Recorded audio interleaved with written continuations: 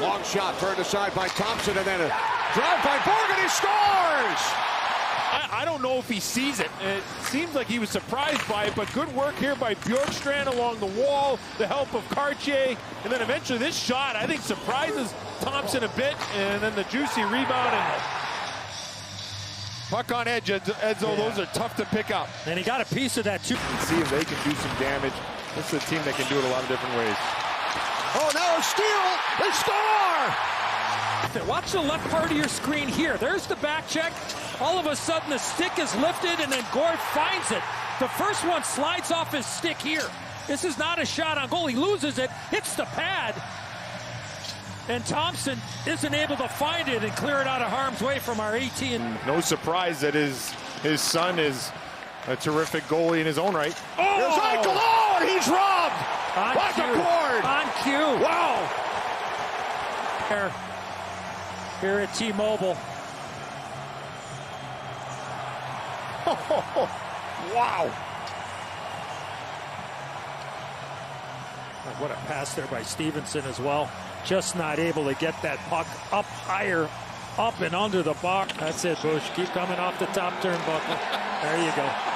Joey Daccord with the first Winter Classic shutout. This is a gamble because they do have 3 timeouts. McCarthy, wide open. Catch made by Corum. First down and much more. Weaves his way into Alabama territory. Flags come in on the tackle. Looked like there may have been a block. Loveland motions over. Keeper, and they pitch it to him. Touchdown as Wilson walks in. Gets big yards. 3 Michigan tight ends in the ballgame. They hand it to Corum again and makes a cut. First down. Spins and scores. Blake Corum puts Michigan on top in overtime. It wasn't fancy. It was just old school determination. Higher second half until that game-tying drive comes out on fire in overtime. Remember that Michigan. Here we go. No more timeouts to take here. Game on the line. It's Williams in motion. Low snap. Melrose stopped. Michigan makes a stand and comes up with a milestone playoff victory.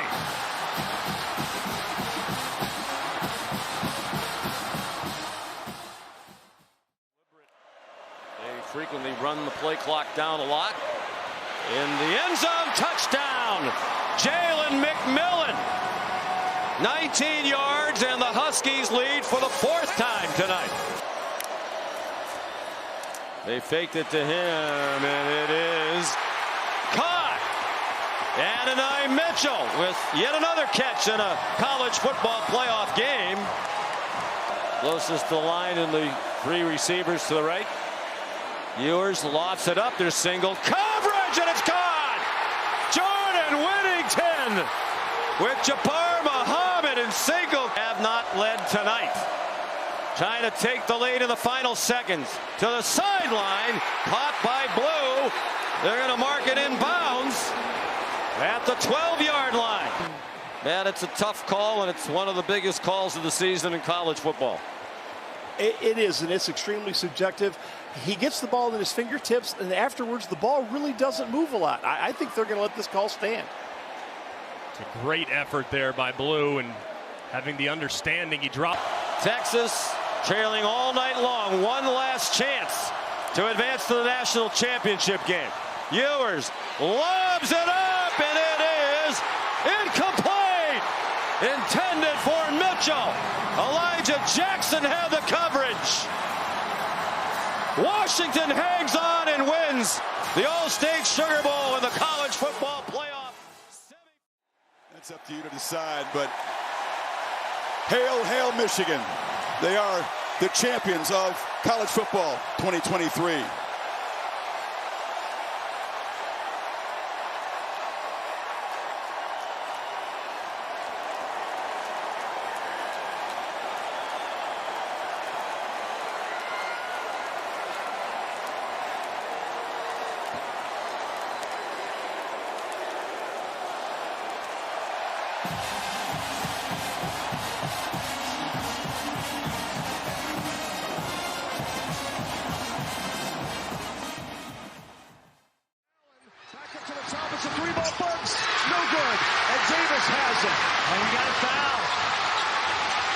You don't have a choice. It is tied now. Don't foul now. 63 all. Davis here controlling it. Puts up the three. It's good.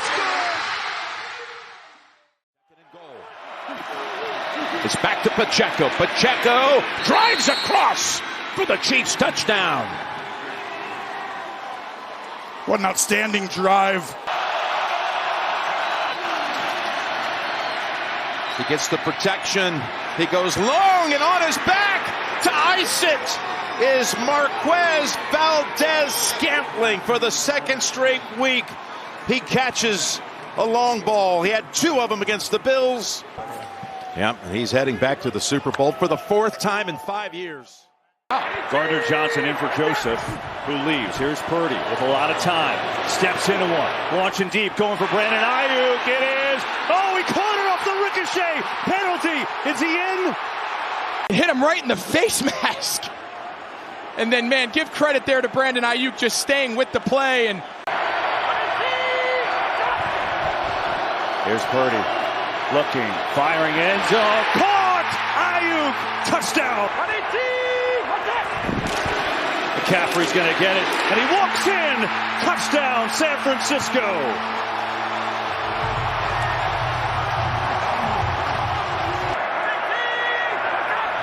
Third down, 4-man rush. Purdy in some trouble. Escapes, looking for the first down. He's got it and more. Brock Purdy with the legs inside the 30. Here's McCaffrey, right side, breaks the tackle. McCaffrey, foot race, taken down inside the 5. quick blow. Elijah Mitchell in for the first time tonight. Guess what? He's going to get it. Mitchell surging forward. Touchdown!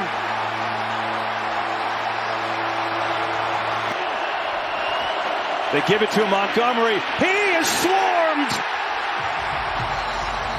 Even if you don't score a touchdown and you get stopped, you take the 3 and still stop the clock. This is the game. Goff pumps, fires end zone. It is caught for the touchdown. What a grab by Williams to keep this game alive.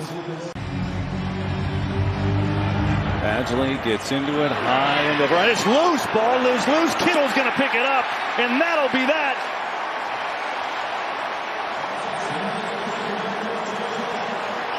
Kittle stays down to absorb the moment. John Lynch, the general manager. And there it is. He does happen to miss. Brooks looked like he was in there early. Kalkbrenner got it anyway. Second best free throw shooter in the country on the floor for Butler. Top of your screen, DJ Davis. And they get it into him. Fumbled it. Out of bounds off Davis. No foul needed for Creighton. Baseline into Telford. It's stolen. A loose ball. Creighton has a timeout. It's tied up. And the arrow is with the Blue Jays. They will keep it for now with 0.5 of the clock. But they're probably going to put more time up. A throw over the top to Kalkbrenner here. 0.5 for the win. There's the lob, the touch, and Butler on the road has a top 15 win over Creighton. I can only feel the number of people out there being like, what's going on? First and goal. Mahomes flings it. It's there! Hardman! Jackpot! Kansas City! Hardman, who they didn't have, right? And they win it by 3 on this touchdown throw to Mecole Hardman, who started the season as a Jet. Jim, I want you to know this was an incredible call. What they did, Andy Reid right here, and Mahomes' eyes holding people inside. Dobson first there. 34-15, the shot advantage for the Islanders. Lafreniere right into the midsection of Sorokin, and a follow by Fox. Flurry here by the Rangers, trying to get back within 1. They were down by 3 earlier in this period. Adam Fox into the slot for a chance by Lindgren. And it is in the net, the Rangers say, and the officials concur. Trocheck from a tough angle. And it's 4-3 Islanders now with 1:36 to go in the second. By Adam Fox, and then the Rangers go back and get the puck again. Lafreniere is just battling away in front of the net with Noah Dobson. Trocheck finds the puck. His second of the period. A deflection and a little chip. By Pelech. The dreadful Islander kill all year. They're doing the job here. And the save made by Sorokin on a rebound try for Zibanejad. 6-on-4 now. They score. Thrown in from up high and deflected in out in front. With 4:08 to go, it's a 1-goal game. Of having the extra man with the goalie out. The Rangers got to about 4 pucks that they normally... Here's Zibanejad walking into the circle. Sending it back for a shot by Panarin. In the corner, Lafreniere. Fox down low, they score! Mika Zibanejad!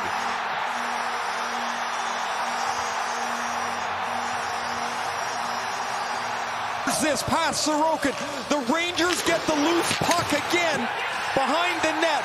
Lafreniere is going to come out with the puck, find Panarin, and this shot goes just past the right arm of Ilya Sorokin. Entertaining, lively game last night.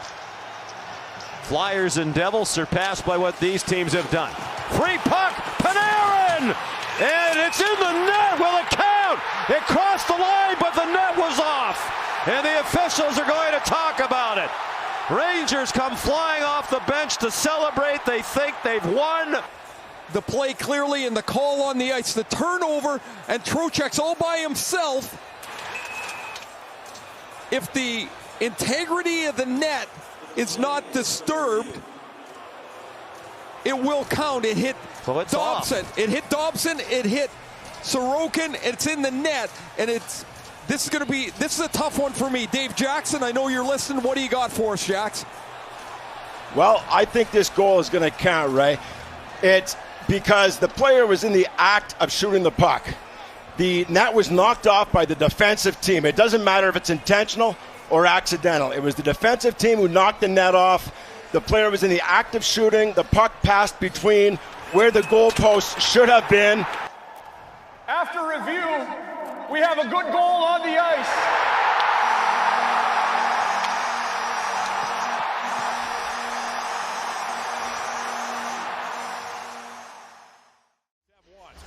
Irving works on Levert, gets inside, floats it up and floats it in. That cuts the Cavalier lead to 1. In this situation, you can't have anybody get an easy shot.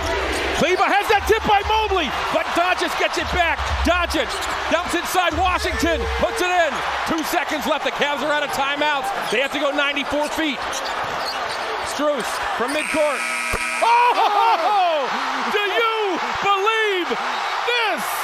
Whoa! My goodness! Max Strus from midcourt has won it.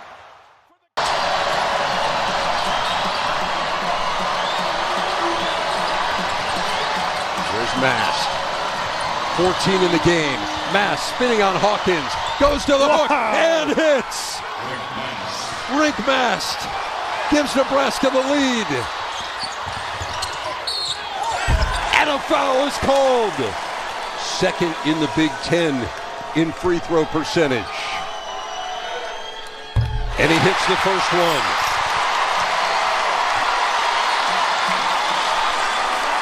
No timeouts left for the Huskers, and Illinois still has fouls to give. To Mast to give Illinois the lead. He missed it. And we're going to overtime.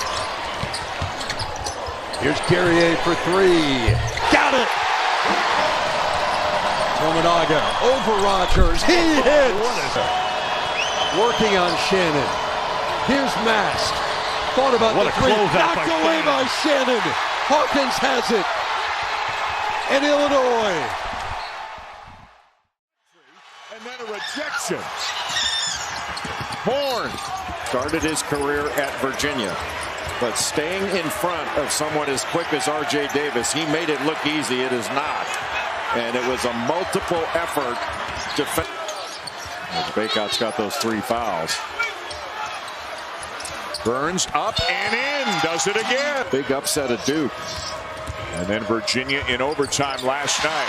Another teardrop for R.J. Davis. It's a 5-point game. Get out of here, DJ. Horn wanted to take Ingram, but instead it's into Burns. He's doubled. There goes the double. There's the open 3.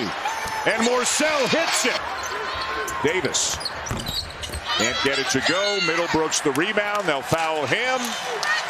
And now I think they can finally relax.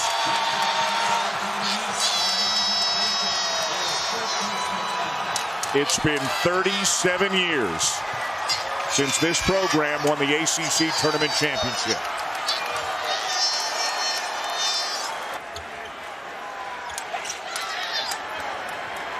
Coaches, you better let those guys sleep in tomorrow. They have had an unbelievable week. Ingram for 3. And that is going to do it. A remarkable, astounding week for the North Carolina State Wolfpack. If you don't have anything, make Arizona guard in the half court. And Kuzma, own goal by Oregon, will get this Arizona crowd into it. Kuzma leaning in, trying to force contact. Bam Tracy back to Kuzma for the set 3, and there's 4-point game. The other thing is Oregon has had 12 shots already in this half. Arizona 4, and there's a deflection. Aquindo comes away with the ball. He won the fight from Larson. Night in the Stanford-Cal game, Don, and of course the impact of Dante really best measured as Kuznar gives Oregon the Now they're blitzing it. They've made 7 of their last 9 shots. Dante's got to make quicker decisions off of that. If they're going to blitz Kuznar and Dante gets it in the middle of the floor. Kuznar! Dante did to the UCLA bigs yesterday. Kuznar, give it up, get it back. Tough contested 3. I like it better with Kuznar. Feeds Dante, but Lewis saw it. Lewis read it, creates the steal. Larson. So now it's the Ducks after a tremendous hot streak that built them a 13-point lead. They need a basket. Tracy for Dante. All right, not here. Late clock. Shellstad blows by Keyshawn Johnson, and Ballo answers. Right back at you. What a block. Lewis thought about it. Bradley Guz. And Bradley brings the Cats back within 4. Very squarely on the bubble. It's Oregon that's going to have a chance tomorrow night to win their way into madness. Unbelievable. How'd the game start? And Foley Dante getting hurt and hurt. Didn't think try and do too much. Hepburn. Kick it out. Another one. Yes, sir. It's Klesmit. Brown penetrates, floats it up, and in. Too easy. Off-balance delivery for a 38-28. Dukes in front of the Badgers. Look at this match. Inside, Edwards, the position, and a top side double. Klesmit really good defensively this trip. Friedel, the transfer from South Dakota State. Edwards inside the arc. Green using the high screen from Carey. Green protecting. Nice. Good pass. Two-man game. Good pass. Extra! Wooden rocks the rim. A little buddy ball from the big guys. 40 into the second round after the victory earlier tonight. You've got to be ready for everything with this team. Nice give here. Oh, they handle the pressure, and they get the wide open lay-in for Brown. Shovels. Friedel. Bullseye. On the fine, too. Nice little give by Brown. Pat Edwards. Screen. Bickerstaff. Extra. Green. Boom! It's a 3. Killer. Green. Down to 4. Down to 3. That ball bounces and into the hands of it is starting for the Dukes. Scooped up. Storr is going to drive in for the layup. And it's over. For the first time in 41 years, James Madison advances to the second round. They're getting after him now a little bit. Townsend a three. It's good! Yeah, they definitely, a couple of guys could use a blow. Goalkey comes off a screen, puts up a three. It's good! Townsend comes to get it with 10 on the shot clock. Here's Goalkey again. What? His ninth three! The number 14 seed, the Golden Grizzlies of Oakland, riding Jack Goalkey. On Goalkey, Townsend inside, draws the double, locates Conway.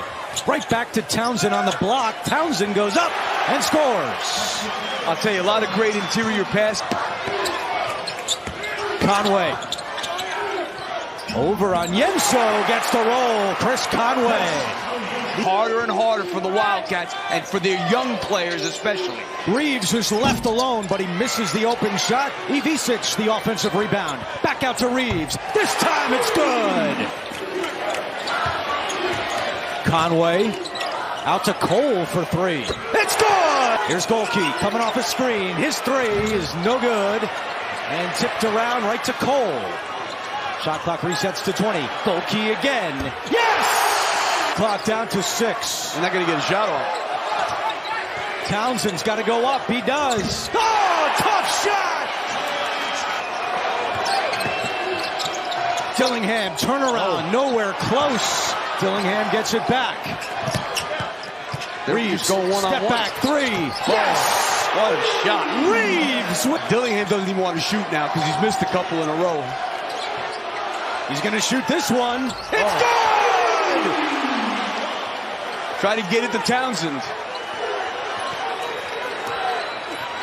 Watts out to Cole, corner three. Yeah! Foul him. Nope. Reeves puts up a three. No good. And Oakland with a March memory of a lifetime. That puck is on a string, far side shot. Score! Brock Faber. His 6th goal of the season. Kaprizov is something else. I don't like complimenting the Wild, but watch him grab this puck and just spin around on the backhand all the way across the ice and somehow finds his man. And the rookie Faber at 21 years of age comes in. That's his 7th goal of the season. Looks like he had 15 seconds left. Bumped off, tucked in front. Loose puck shot. Score! Welcome back to the lineup, Valdichushkin. It's going to be a game winner for Valdichushkin. Goes from McKinnon on the fake pass across, and it just took forever for Val to grab that puck. It was jumping around. McKinnon should get a point on this. And here comes the jambalaya. Who's going to grab the loose puck? And big Valdichushkin, who makes a career and has a house right in the crease, continues to pay free rent. What an awesome game winner. Gustafson got his paddle on it first, and an almost great play. And then Chushkin stays with it, Riker. 3-on-2. Wheeler kicks it. Scott can't finish, but a foul on the play. The foul against the Cardinals.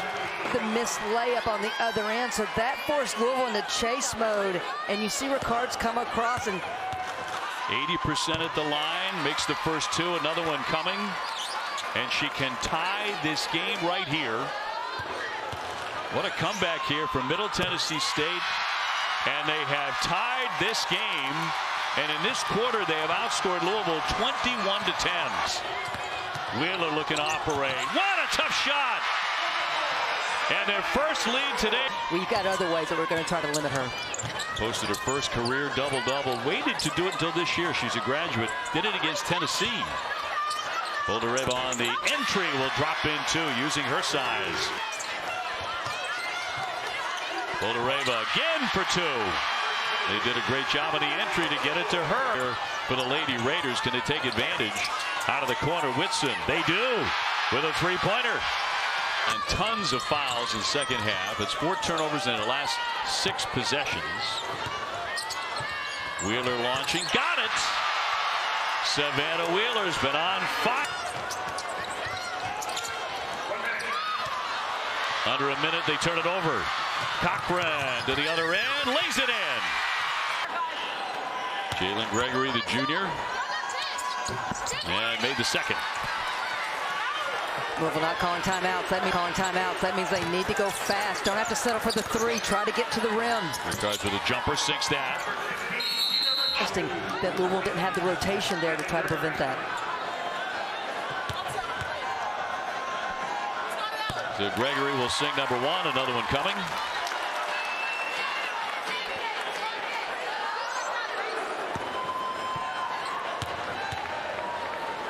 Look at all these foul shots. Gregory to get it in. Finally does. Got it in for Scott, and a whistle with 3.2 to go. That was close to getting the 5-second count. Russell with a heave. Off the window, off the rim, and that's it. Middle Tennessee hangs on. Trailed in that game. That was not a guarantee by any stretch. And amazing what this run has done. That is nifty from Burns. Ospowski, a lot of hands. Feed it on a bounce for Burns. One-on-one. Burns turns. Burns scores. And this is old school basketball. So Burns gets it started. Up the floor, O'Connell. Bounce back door. Horn, give it up. Burns with great backdoor. Sharing is caring. O'Connell. Bounce it. Middlebrooks. Kick it. Diarra. Tipped home. And it's Morsell. And I thought right there, that possession, Diarra with 3 fouls. Post him up with Filipowski. The ball stuck there. Open Got 3. Tell you what, they are 7 of 7 on 2-pointers in the second half. This is where he is dangerous right here. You sneak a peek, he finds people, loves that drop step just like that. And he'll bounce his way and read what you're going to do. If you overhelp, he'll find. There's a Burns step. Spin. Burns, he's a cheat code. What do you do? When they switch Ryan Young now, he will have the challenge of trying to guard and contain Burns. Corner. Silky gets a touch. Low dribble. McCain shows it. And taken away by Middlebrooks. What a job he's been doing, this kid. Get it up the floor. O'Connell steps into it. Splash! They've had trouble stopping Burns. Yeah, how do you stop this kid? Look at this drop step. Burns, too easy. Burns left open. Nice and easy. Burns, drop. Burns, another for DJ Burns. Using the clock because of this guy. A nice climb. And the lay-in for Middlebrooks. The ball movement. NC State handles the traps to the ball and then accelerates. Give it up. Burns floats it up and in. +1. Somebody else would have just gone up strong.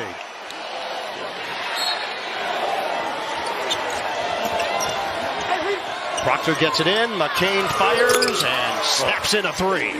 Don't deliver offensively, but certainly a season that Duke should be proud of.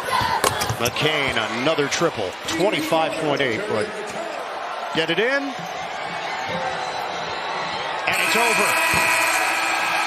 This is what dreams are made of. Oh, Brunson misses both. Kept alive by Hartenstein. McBride, Brunson puts up a 3. Bang! Tie game with 3.5 to play. The adrenaline flowing right now. Both teams helter-skelter. Jalen Williams hits the 3. Another big bucket. It's raining. Brunson has shown a little fatigue. Brunson looking, finds McBride. 3-pointer right side. Got it! Deuce McBride, his 4th 3-pointer, and it's a 1-point game. It's McBride. Jalen Williams crossover, pull-up jumper, got it again! Jalen Williams putting on a show here. Down to McBride, up top to Brunson. 9 seconds to go. Brunson looks up. Brunson on the drive to the lane, off the glass, he banks it home! Knicks lead by 1 with 4 seconds remaining. Giddey looking inside. The pass, jump shot is up. It's good with 1.8 remaining. Gilgeous-Alexander nails it, and the Thunder go up by 1. Right in front of them. But they have to be poised and composed to get the shot off. McBride comes off a screen. Brunson trying to get free. Inside pass to Brunson. Brunson turns, puts it up for the win. Off the mark. And for the 2nd straight game, the Knicks lose a heartbreaker. Line drive and a base hit into right center field. Rafaela churning home. He will score, and the Red Sox, for the first time tonight, are in front. Here in the 10th inning, 2-1. Pablo Reyes, who can be so dependable with that bat, comes through. Big knock right there. Facing a guy like Thornton, a lot of balls are moving away from you. Utilize the other four. Ground ball into center field for a base hit. McGuire coming. He will score. The Red Sox lead it 3-1. What had been a long night for Masa Yoshida. Here on a Saturday night. Weak ground ball. Randy coming home. Tie game. Well, this is what you dream of in the backyard. A chance to win it. 1 out, bottom of the 10th inning. All tied now. And Julio coming to the plate. Line drive, right center field, ball game. Julio Rodriguez gets it done. Yes, sir. And the Mariners win it. 4-3. Rojas scores, and that's your ball game. A walk-off win for the Mariners. Julio Rodriguez. The next 24. Ground ball back to the mound. Blanco will underhand it. 1 away in the 9th. Kevin Biggio bats for the 3rd time.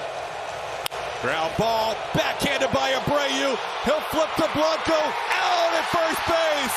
Jose Abreu saves the day. 1 out away for history for Ronell. This one had a chance.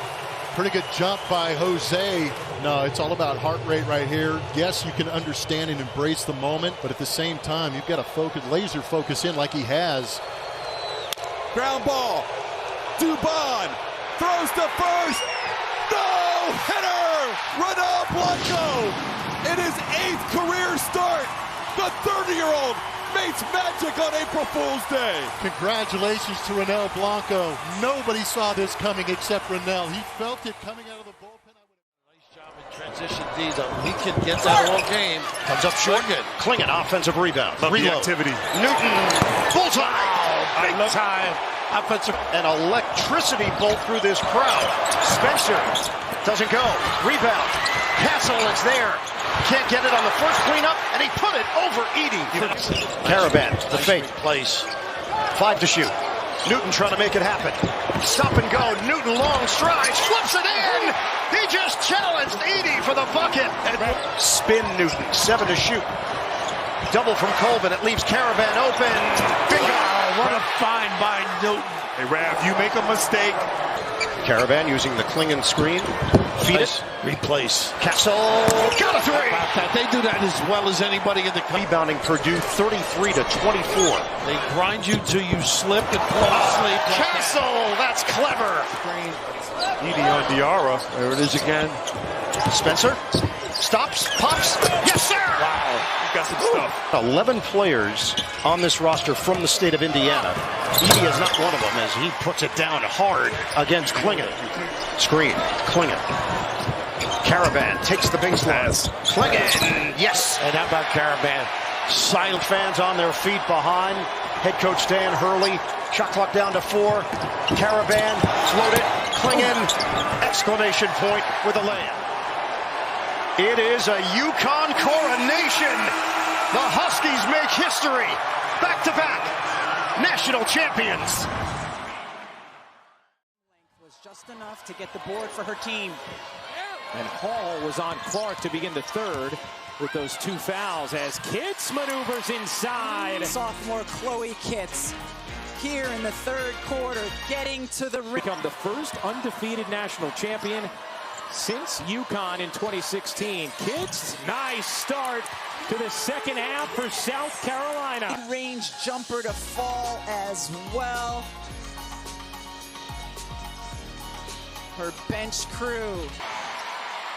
Here's Hall zigging inside. The pull-up is good. Strong take from Bree Hall. Legs and bounce and determination here. Tessa Johnson in as well. Here is Clark.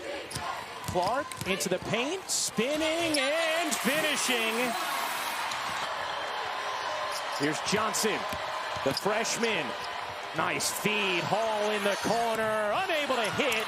Watkins the board, there she is, Rebecca. Dave Stolke 5 as a way to say it's okay, young player. One of the things that Clark's teammates credited her with against UConn was her body language, not getting frustrated. How about Tessa Johnson? Off to Tessa Johnson. Hall lets it fly. You bet. Bree Hall. Wiley flips it ahead. Johnson, another! Tessa Johnson!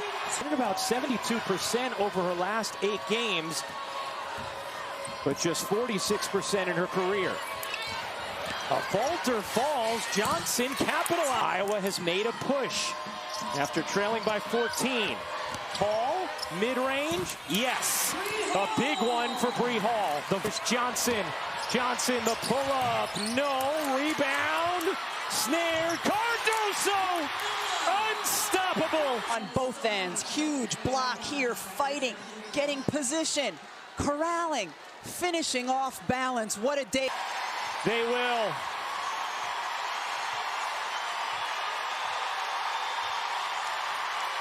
Dawn Staley telling Raven Johnson, do not shoot.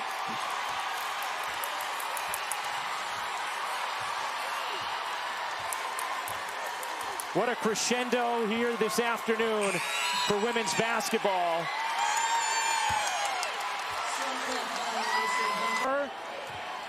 Clark finishes with 30 points. 6 seconds to go. Perfection with a touch of sweet redemption. Undefeated South Carolina has won its 3rd national championship. Down low, shot right, off the post, it's in! Score!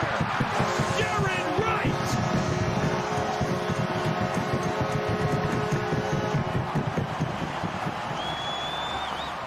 The first time Jacob Fowler has been scored against since the Quinnipiac game, 16 seconds into the 3rd. 1-0, Pioneers. Oh boy, are we gonna make it 2-0? Nico, what a save by Fowler. Robbing Wright, who would have got his 2nd of the game. What a big time save by Jacob Fowler, and Schamberg help out the squad. What a play, Williams score!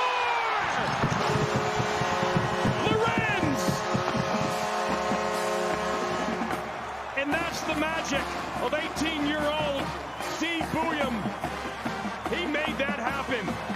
And Lorenz, the Minnesota Wild 2nd-round pick in Minnesota, gets his 16th of the year. Well, I just cannot overstate this play. Flies. Smith in front. Throw. Back to... Oh, my God! What was that? Wow. Matt Davis is out of his mind. Listen to the men's. Oh, nice kick pass by Smith. One-timer off the face. Right off the face of Davis.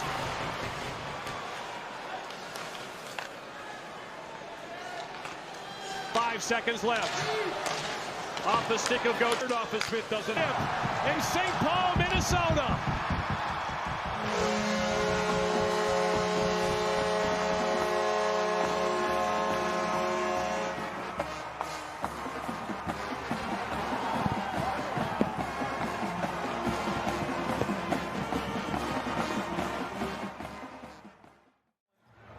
Going to be a tough one. A 3.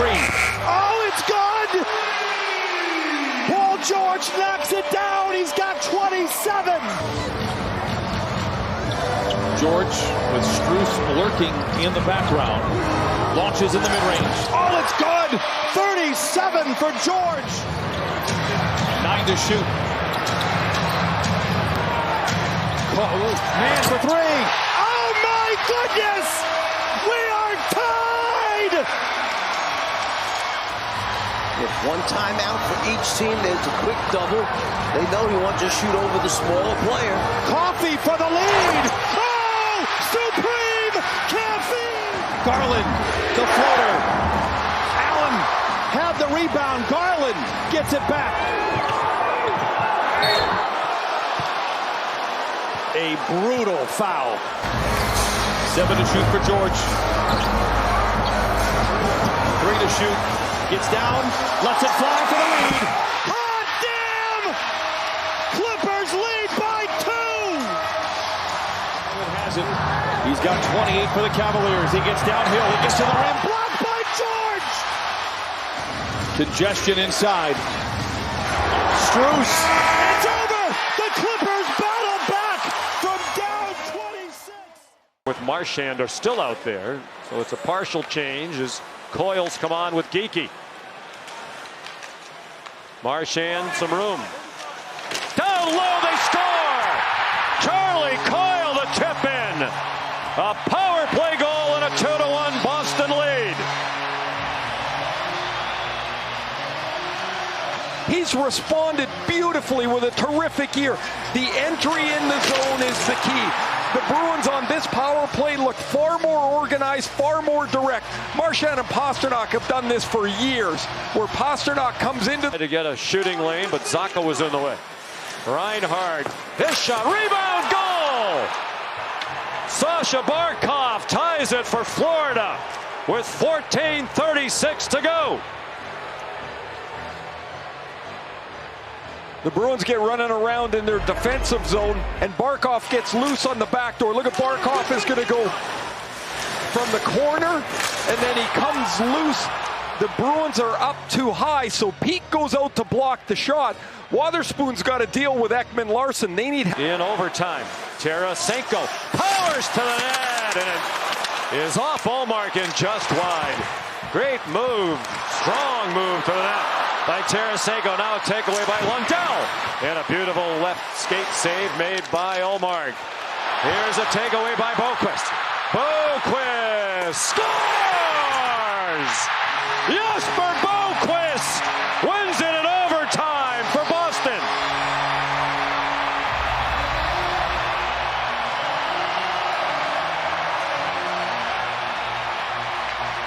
Boqvist is going to poke this puck away from Ekman Larson.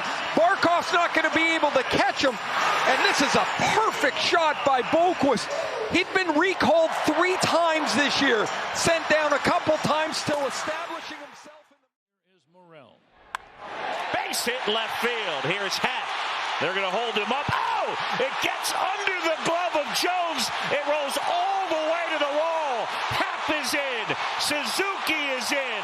Morrell will stop at third. Now he's coming home. Oh, baby. 3-0.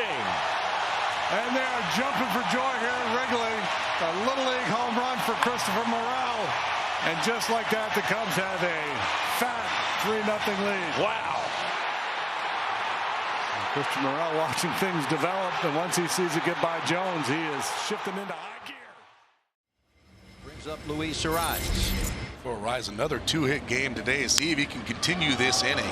Doyle in center field is going to make the catch and send this to extra innings. And now it'll be left to Elehuris Montero. Rockies have struggled with runners in scoring position today. He struck him out looking on a fastball over the outside corner. And the Rockies come up empty here in the top of the 10th inning. Looking for another walk-off win. He had 9 of them last year. They're trying to get 2 in this series. So it's Sanchez, 2 on, 2 out. Sac fly for Sanchez back in the first. Officially 0 for 3 today. It's hit in the air softly left field. It's down the base hit. The Marlins walk off the Rockies. They sweep them. Sanchez the hero. They win it 5-4. Halliburton. DiVincenzo in pursuit. Turner gets a clean look for 3. It's good. Miles Turner. Hartenstein holding DiVincenzo. He's been electric. Drives, kicks it out. McBride straight on for 3. Knocks it down. 2.5 gone by. Here in the 4th. Nembhard left his feet. Halliburton on the drive. Gets inside. It's good. And a foul. Brunson the drive. Stolen by Halliburton. Goes inside. Layup. It's good. Great work once again from our camera crew. Siakam. Hart trying to stay with him.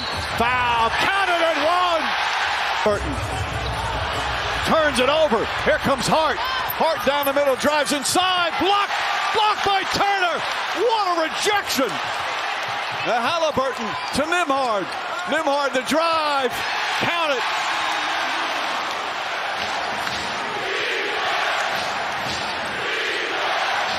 Brunson, step back three. Bang! Tie game with 41 seconds remaining. Shot clock down to 8. Halliburton double team. Shot clock at 4. Nembhard's got to put it up. Step back. His three-pointer. Bang! Nembhard knocked the 3 down. Timeout, Knicks.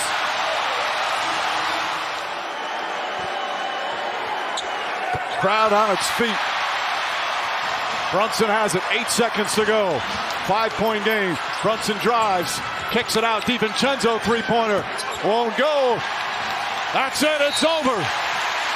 Pacers get the win. After the 3 fouls and just 5 minutes played in the first half. Holmgren with the lob. Throws it down. Great look from Williams. Gilgeous-Alexander at 7 points in a row in the third quarter. Has 28 for the game. Here's a 3 from Joe. It's down. Isaiah Joe with a big hit. Pushes the lead back to 7. Free from Williams. Drives. Hangs. Missed it. Lively. Big offensive rebound. Irving will get a good look. And he swishes it through from 3. It's a 2. Here's Doncic. Cross-court feed. Washington gives it up. Jones was open. Puts it on the floor. And missed it. Lively there at the slam, though, to tie the game. Timer at 10. Williams driving on Doncic. Lobs it up for Holmgren in the slam. They have made a couple of connections. Jinx, though, because it actually happened, what I said. Okay, glad you got such a kick out of that. Jalen Williams with a drop and the finish. Seen it throughout this series. Dallas makes a move. The Thunder have an answer. Great look. Lively puts it in and a foul. Irving, though, at the dish. It's a big couple minutes. No Luka, no Kyrie. They're running a zone. And Gilgeous-Alexander with 30 points. And now Doncic driving on Dort. Can't pick up the foul. He gives it up. Washington 3. Ties the game. P.J. Washington retake the lead. Doncic going to work. Driving on Dort.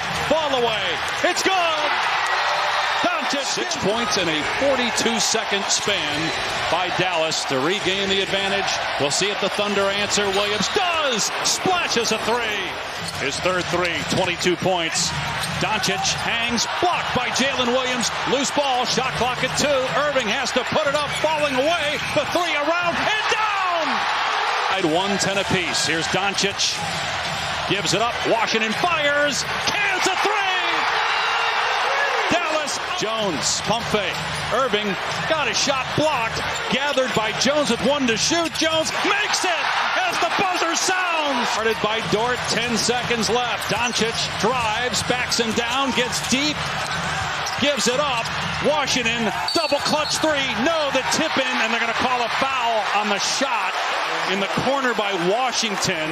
Hand gets on the ball, but he doesn't lose possession. He continues possession of the ball, then gets the arm. Therefore, it's a foul. So the ball did not come loose. Gets the first one to tie the game. 2 more for P.J. Washington. In case they didn't win the challenge because he knew their timeouts were out, so he's already drawn up the play. The second one's good. Mavs by 1. Misses it intentionally. Rebound Holmgren. 3-quarter court Jalen Williams. No. And the Dallas Mavericks, for the second time in 3 years, are going to the Western Conference Finals.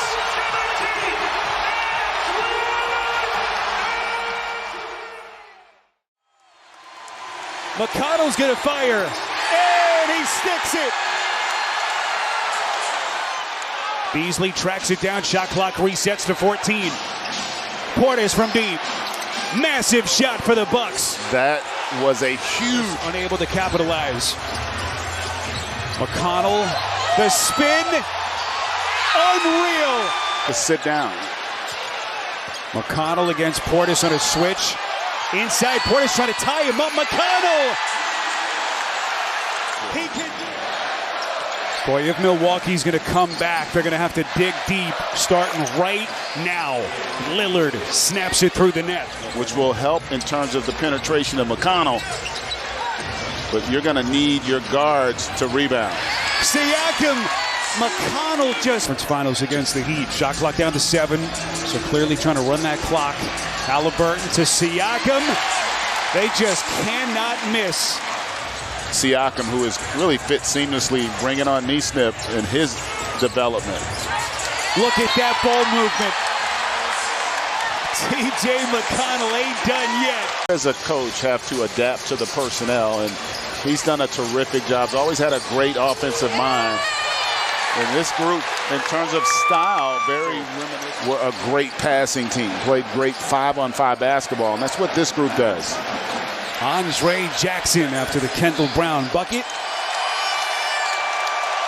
The Indiana Pacers tasting postseason success for the first time in 10 years as they are moving on to the semifinals. Grounded to third. Tovar up the middle, rocks are on the board as Goodman will score after he doubled.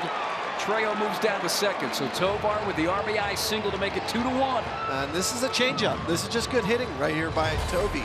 He gets the pitch, changeup, he picks it up, he stays with it, lets it travel, and again, drive it right back through the box. 300 average on the nose. Swinging a ball that's hit well to left. Sometimes you swing and you do not miss Jacob Stallings. And this game is tied. First pitch off of Alvarado. A no-doubter from Jacob Stallings, a pinch hit home run. And he did exactly what you got to do against a guy like Alvarado. You got to get up there and you got to fire at that first pitch. He gets a fastball, 102 miles per hour off the bat. Third home. And Kyle Schwarber. Got him looking. And Mears gets the strikeout. Schwarber doesn't agree with Brian Walsh as he walks back to the dugout. Here's his next pitch. And a ground ball to the first baseman. Montero's got that. He'll step on the bag. And Nick Mears and company holds the Phillies in the top of the 10th. Soto's going to have to deal with Ezequiel Tovar. And you would think, even though he's only in his second year, Tovar, he's ripe for these kind of situations. The pitch. Line foul down the left field line. Ezequiel Tovar does it. The Rockies in 11. No, he can drift it. Right on, denied by Ottinger. Maybe a tip from Parisi out in front. It was Walker with the shot. Now to Donoff. Here's Ben. He scores! Leadership from the captain, Jamie Benn. Then Tyler Seguin works himself in a neutral zone. Little bump pass here to Donoff with a backhander. And then Ben goes forehand, backhand, and puts it into the back of the net. Oh, great play. Talk about play north. That's exactly what. Just another great night of playoff hockey. Harley now. High slot. Parchment a shot. He scores! No goal. They wave it off. No goal. Well, that was the play they talked about. Little fake one-timer up top, Eddie, and yeah, I think there's contact in front. Yeah, it was Matt Duchene. There's contact with the goalkeeper in the blue paint. No goal. Marchment finds a soft little area. You see Makar into Duchene. He's outside the blue paint here. He is outside the blue paint. And a nudge. A nudge, though, that's Makar. Yeah. Review the call on the ice stands. No goal.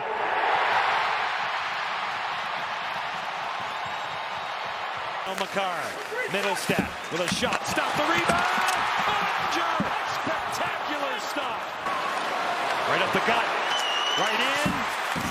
Now it's played by McKinnon in front. Ottinger takes it away. Wants to save here by Ottinger. Right there. What a stop. Duchene on the wall. He'll take it in front. It's available. Fought for. Loose. They score! It's Matt Duchene. He wins it in double overtime. And the Dallas Stars are on their way to the Western Conference Final.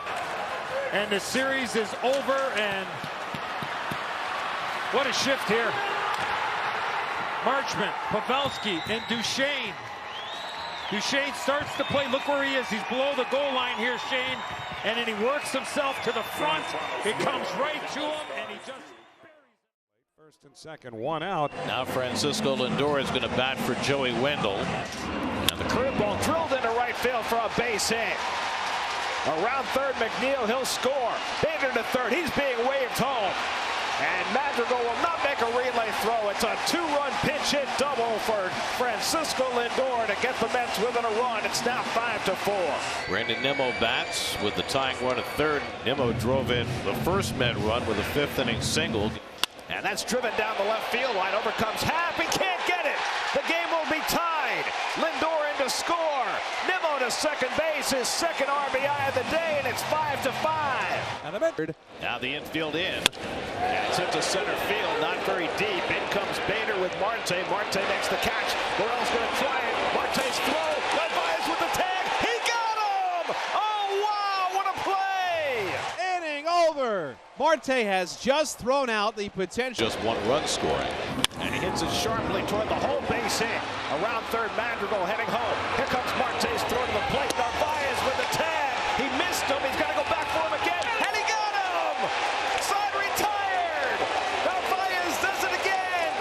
They'll take a look at it, and the Cubs might challenge the call. Did he touch home plate? He did not touch the plate. Yeah, he got him. Yep. No question, he got him. After review, both calls on the field are confirmed. There is no blocking, and the runner is out. Potential winning runs on base. Down 6-5 in the 11th. And Francisco Lindor will be coming to the plate. And he drives one the other way, a base hit. Beatty around third. He's going to score. Bader racing for third. He's being waved home.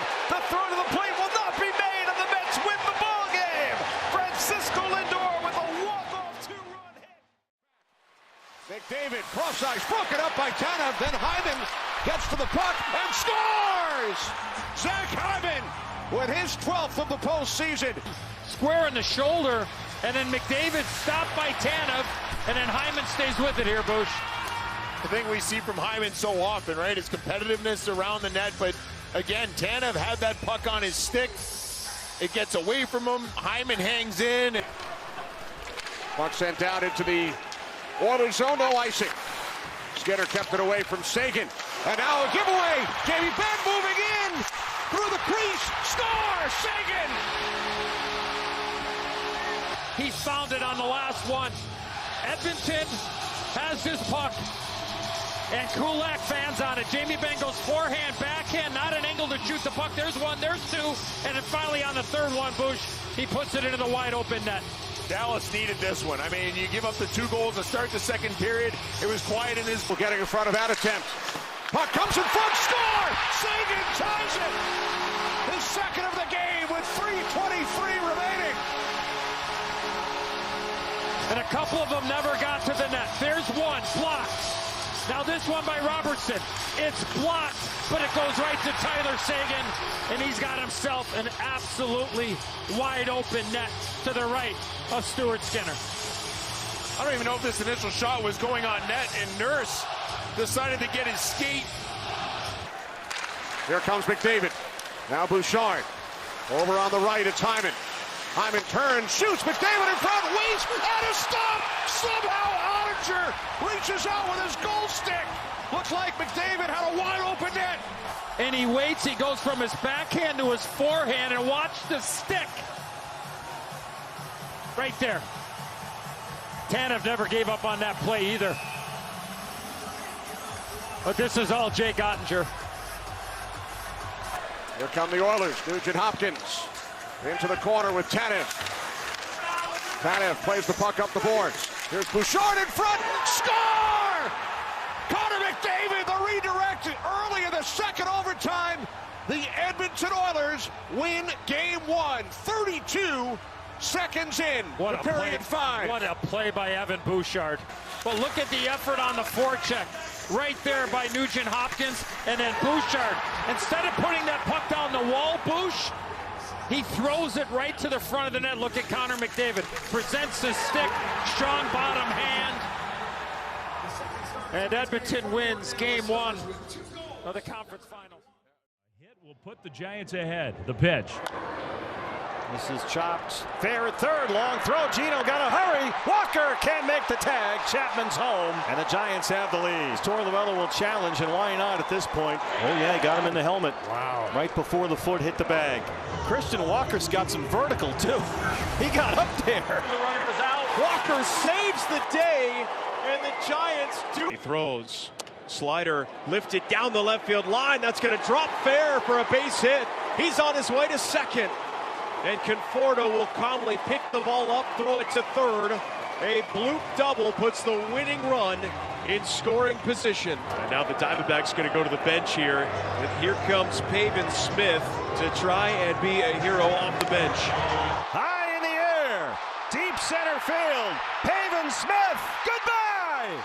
First career walk-off, home run or hit for Pavin Smith. And the fourth by Henrique. Fogel. Bennett fell down as he tried to pester Fogel. Long pass, Broberg to Holloway, one 22-year-old to another. Holloway tries to duck under a check from Dmitry Kulikov. Fogel around to the point to CC. Reinhart got in the way but couldn't clear. Fogel tries to walk out in front. It was Frey in the crease and played away from Harm. Here's Reinhart on the counter. Sam Reinhart scores!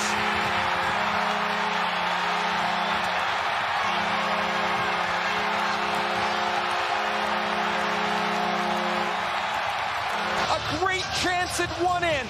Fogel's shot is stopped by Bobrovsky, and Kulikov shovels it behind the net. A quick up on the breakout by Verhaeghe, and Sam Reinhart's got all kinds of room. A miscommunication. Kulak and... It came to the near wall for just a second. Draisaitl gave it to Ekholm. Bouchard turned aside by Bobrovsky at the top of his crease. Bouchard down low. McDavid. Free puck Hyman. And they cannot score. David gets this puck.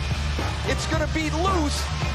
The strength of Forsling, the strength of Montour, and the dive of Bobrovsky. Florida trying to end it up against the wall, which would be fitting. 3 seconds to go. The Florida Panthers have won the Stanley Cup.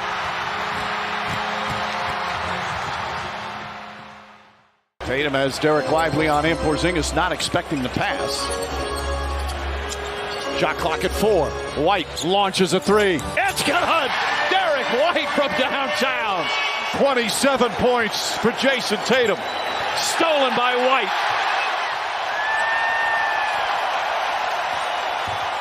Tatum the drive. Tatum the finish.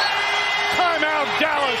All the sacrifice, handling the enormous weight of massive expectations. Ends tonight here. It's over. Time to say it again, Boston. Anything's possible. Banner number 18 has been secured. The Celtics are NBA champions.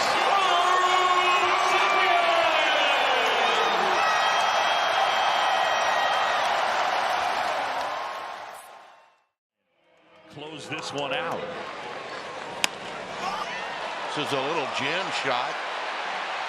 And Chapman's aboard. He's going for 2. He's got to make it, and he does. Cole Armstrong expected more. And a bunt. And a good one. And he beat it out. You know, you got to have some guts to do it. So here we go. If you can place one into Triples Alley, you got a tie game. Hit to left. Happ will catch. The throw wisely goes to second. So Chapman is in. It's 4-3. And the Giants have the bases loaded in the 9th inning for Austin Slater. Very high. Tagging. The throw is cut off. And this game is tied. And stepping up to the plate is number 24, Wilmer Flores. And this game is over. Well, on an emotional night as this franchise. He needs a strike. Burton needs a bolt.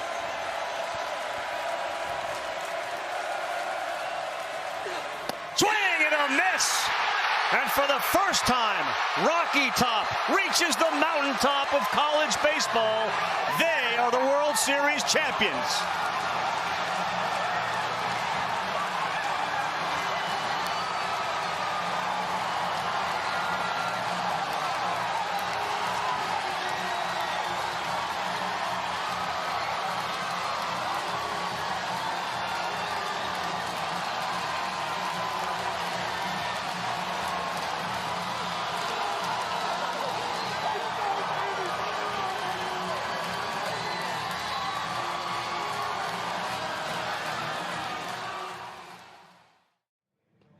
And Abreu do here. Bounding ball fair. Long toss Candelario, the speedy guy, and it's up the line. He airmailed it.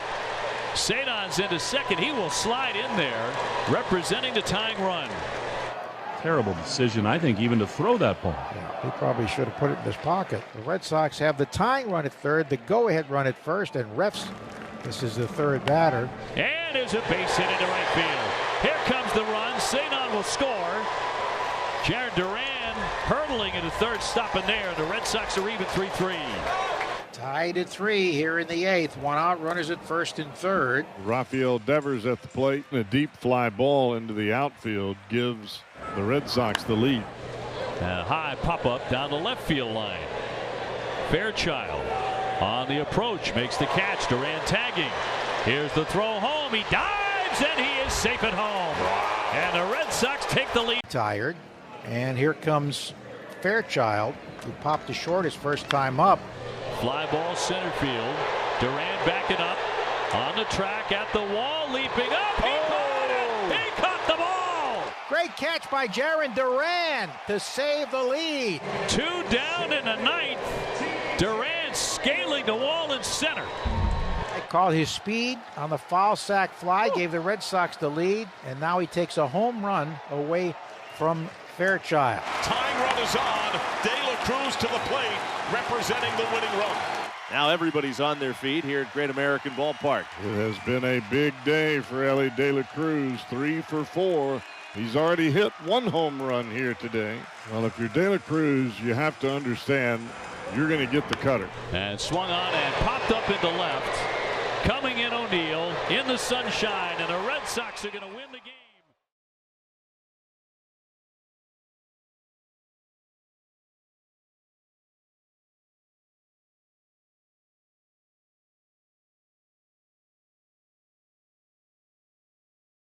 I'm curious to see if Cole challenges him with the base open, just because of the success he's had against him in his career. 316, 7 homers. Nothing in the third. And a liner into right field. That's down for a base hit. Here comes Hamilton rounding. Judge firing to the plate. The dive. He is safe at home. And the Red Sox have tied it on the 1,000th hit of Rafi Devers' career. Wouldn't you know it would come against Garrett Cole. And producing a run. You knew it was just set yesterday, the way the game went on. You start looking forward and you're like, oh, here comes the matchup where he's really comfortable. Gets a cutter up in the zone. Rafi pulls his hands in, keeps it close to his body better than anybody in baseball. Hits a line drive. Aaron Judge with a very strong arm, but not enough to get Hamilton with that speed. Yeah, who did the Superman across home plate. And we're tied 1-1. First pitch swing, Urshela in the air, right field side. Pages into the corner to make the catch, and the only tag will be Riley Green on his way to third. So 2 on, 1 out. Zach McKinstry will bat. On the ground, second base. Long throw from Lux to Rojas, and the Tigers will get a run here. That was an expansive toss for Gavin Lux, and no double play possible. McKinstry does make Street picks up an RBI in the 6th inning. He'll lead off against Johan Ramirez. 0-2 to McKinstry. That's punched to right field and fair. The chase is on for the ball in the corner. McKinstry speeding into third headlong. This place is live again. Tying run 90 feet away. And that'll bring the winning run to the plate in Justin Henry Malloy. Malloy, center field, we're tied. Starting to feel familiar. Infield in, bites the Dodgers. And here's Ryan Vallee, 2 hits on the day. He shows again. He pops it up right in front of the plate. It's knocked down on the ground, and a ham-handed effort creates another base runner. Ramirez had to sprint in, and he couldn't make the play. Winning run at second. Here's Wenzel Perez. Corners pinched in, expecting the bunt. He does lay it down. Ramirez wheels, throws, and gets away! The party is 2 days long! The party's just begun. You see these guys out here butting 2 o'clock every afternoon while we're up here. Carroll 0 for 2. First pitch. Chopped into left field. That's a base hit. Perdomo around third. He's going to come home to score, and we are tied at 1. Well, Corbin you called Carroll, for some runs. You got some. a Baltimore chop into left field to tie the game. So the bases are now loaded with no one out. And the batter is going to be Christian Walker. And Walker will be facing Grant Holmes. He's ahead of the count, 3 balls and no strikes. And you know he has a green light if it's a pitch to his liking. Holmes has walked in a run, and the Diamondbacks have the lead. So that young man, Yolmer Diaz, in line for the win. But he'd like to add a whole lot more to that. Here's Lourdes. Swinging a liner, center field. Kelenic racing over to his right, makes the catch. Coming home to score is Marte. The other runners will tag and move up 90 feet. It's 3-1. Debut. And here is Paul Sewald, who had been perfect in his save opportunities all year long. And now the D-backs 1 out away from a comeback win and a chance to get over 500 for the first time since the first week in April. And a fly ball deep right center field. Heading back to the wall. Here comes some smoke. We got a tie ball game. A home run by Murphy. That's out there in the swimming pool. How to get that run home from third here in the top of the 10th. This will get the run home. Liner to right. Short will tag. The throw coming home from Carroll is late. And the Braves, 1-1 pitch. Marcel to center field. Stays up for Thomas. Riley coming home. The throw is late. First has lost 28 straight games when they've allowed at least 4 runs. The Diamondbacks are down to their final out. And it'll be up to Lourdes Gurriel Jr. Out to left field. White drifting back. He's got it. Comes in. 17 saves so far out of 20 opportunities in this first half. 39th appearance on the year. So 1 down. And the tying run is in scoring position. Well, for 8 innings, they did nothing, but you only need 1. Manuel Margot ended Blake Snell's chance at perfection. In the air to left center field, deep in the gap, carrying back towards the alley, and that is in play. This game is tied. Margot rounding second, on his way to third. He slips on his way to third, will get back to second base, sliding. Manuel Margot, a 9th inning game tying, 2-run double. It's 2-2 here in San Is Joan Duran. He's walked 10, struck out 29, opponents hitting 181 against him. For the Giants, Yastrzemski, Estrada, and Wisely. Giants second in all the major leagues in walk-off wins this year with 8. Yaz swings and hits one into the gap, right center field. That one is falling, a dive, and no! It rolls past the center fielder Margot. Yaz around second, digging for third, and standing at third on a wild throw. The throw goes out of play, and this ball game is over. A Little League home run to wrap it up. A triple for Yastrzemski, and then an incredibly wild and sort of... Bobby Witt Jr. awaits. So earlier he did not have like a toe tap. Now he's doing the toe tap. Completely different strategy and stance. Oh, there it is right there, bullpen area. Teoscar Hernandez, is that 3 in a row? It is. Get inside the head of Teoscar, and he's going towards the second deck. Well, it's Teoscar that was taking care of Vladdy, and now it's Vladdy taking care of Teoscar. That's going to do it. He's going to end with 14. There it goes. That one. That's an absolute hammer job by Bohm. Nothing better feeling when you know you swing and it's going out of the park. Oh, the longest one there. Oh, another one. His teammates are all sensing what's going on. Well, he's 1 away. He's got 5 pitches left, 20 seconds. Oh. There you go. There's the tying one. One swing. Can he win it? Oh, Sturza. Is it fair? No. No, but he will go to the bonus round. Did he get it? Did he do it? Why not? He's got to at least get one to put a little pressure on Alec. You have to. Oh, yeah. He's got 1. 2 puts a big-time pressure. Yes, well, sir. he's got 2, and that is smoked. Wow, second deck. 3 swings, 2 homers. He's got to go 3 for 3 to move on, 2 to tie. And now he's got 2 swings, and he's got to hit 2. Make it interesting here. Got to go. Oh, baby. Here we go. One swing to hit one homer to keep it alive. Oh! Underneath it, Teoscar Hernandez.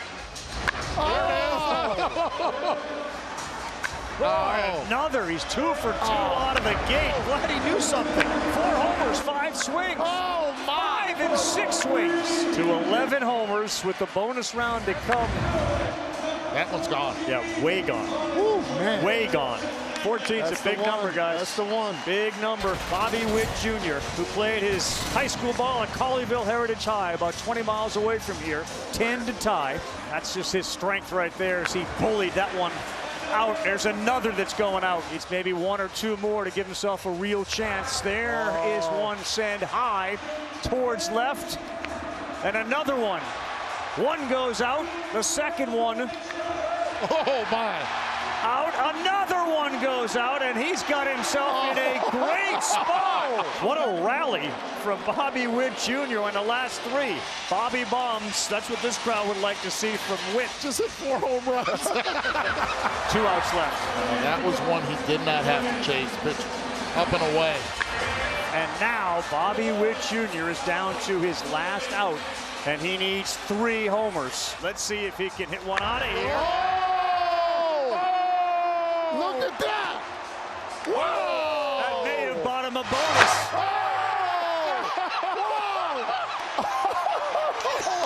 Oh, 1 to tie for Bobby Witt. Everyone on their feet. Oh, he swoops. Gotta go! Get legs! Get legs! Oh, no! Teoscar Hernandez is your 2024 T-Mobile. 3-2 from Snell. He got him with the fastball. Perfect pitch, 97 miles an hour. Strikeout number 10. You love seeing it. It's almost you don't even know what to do with your hands. Fly ball left field. Conforto squares up. Out number 2. It's a 2 down for Fairchild. On the ground to short. Fitzgerald's got it. And he throws him out. 8 innings for Blake Snell. We got something special going tonight. 3-0 Giants.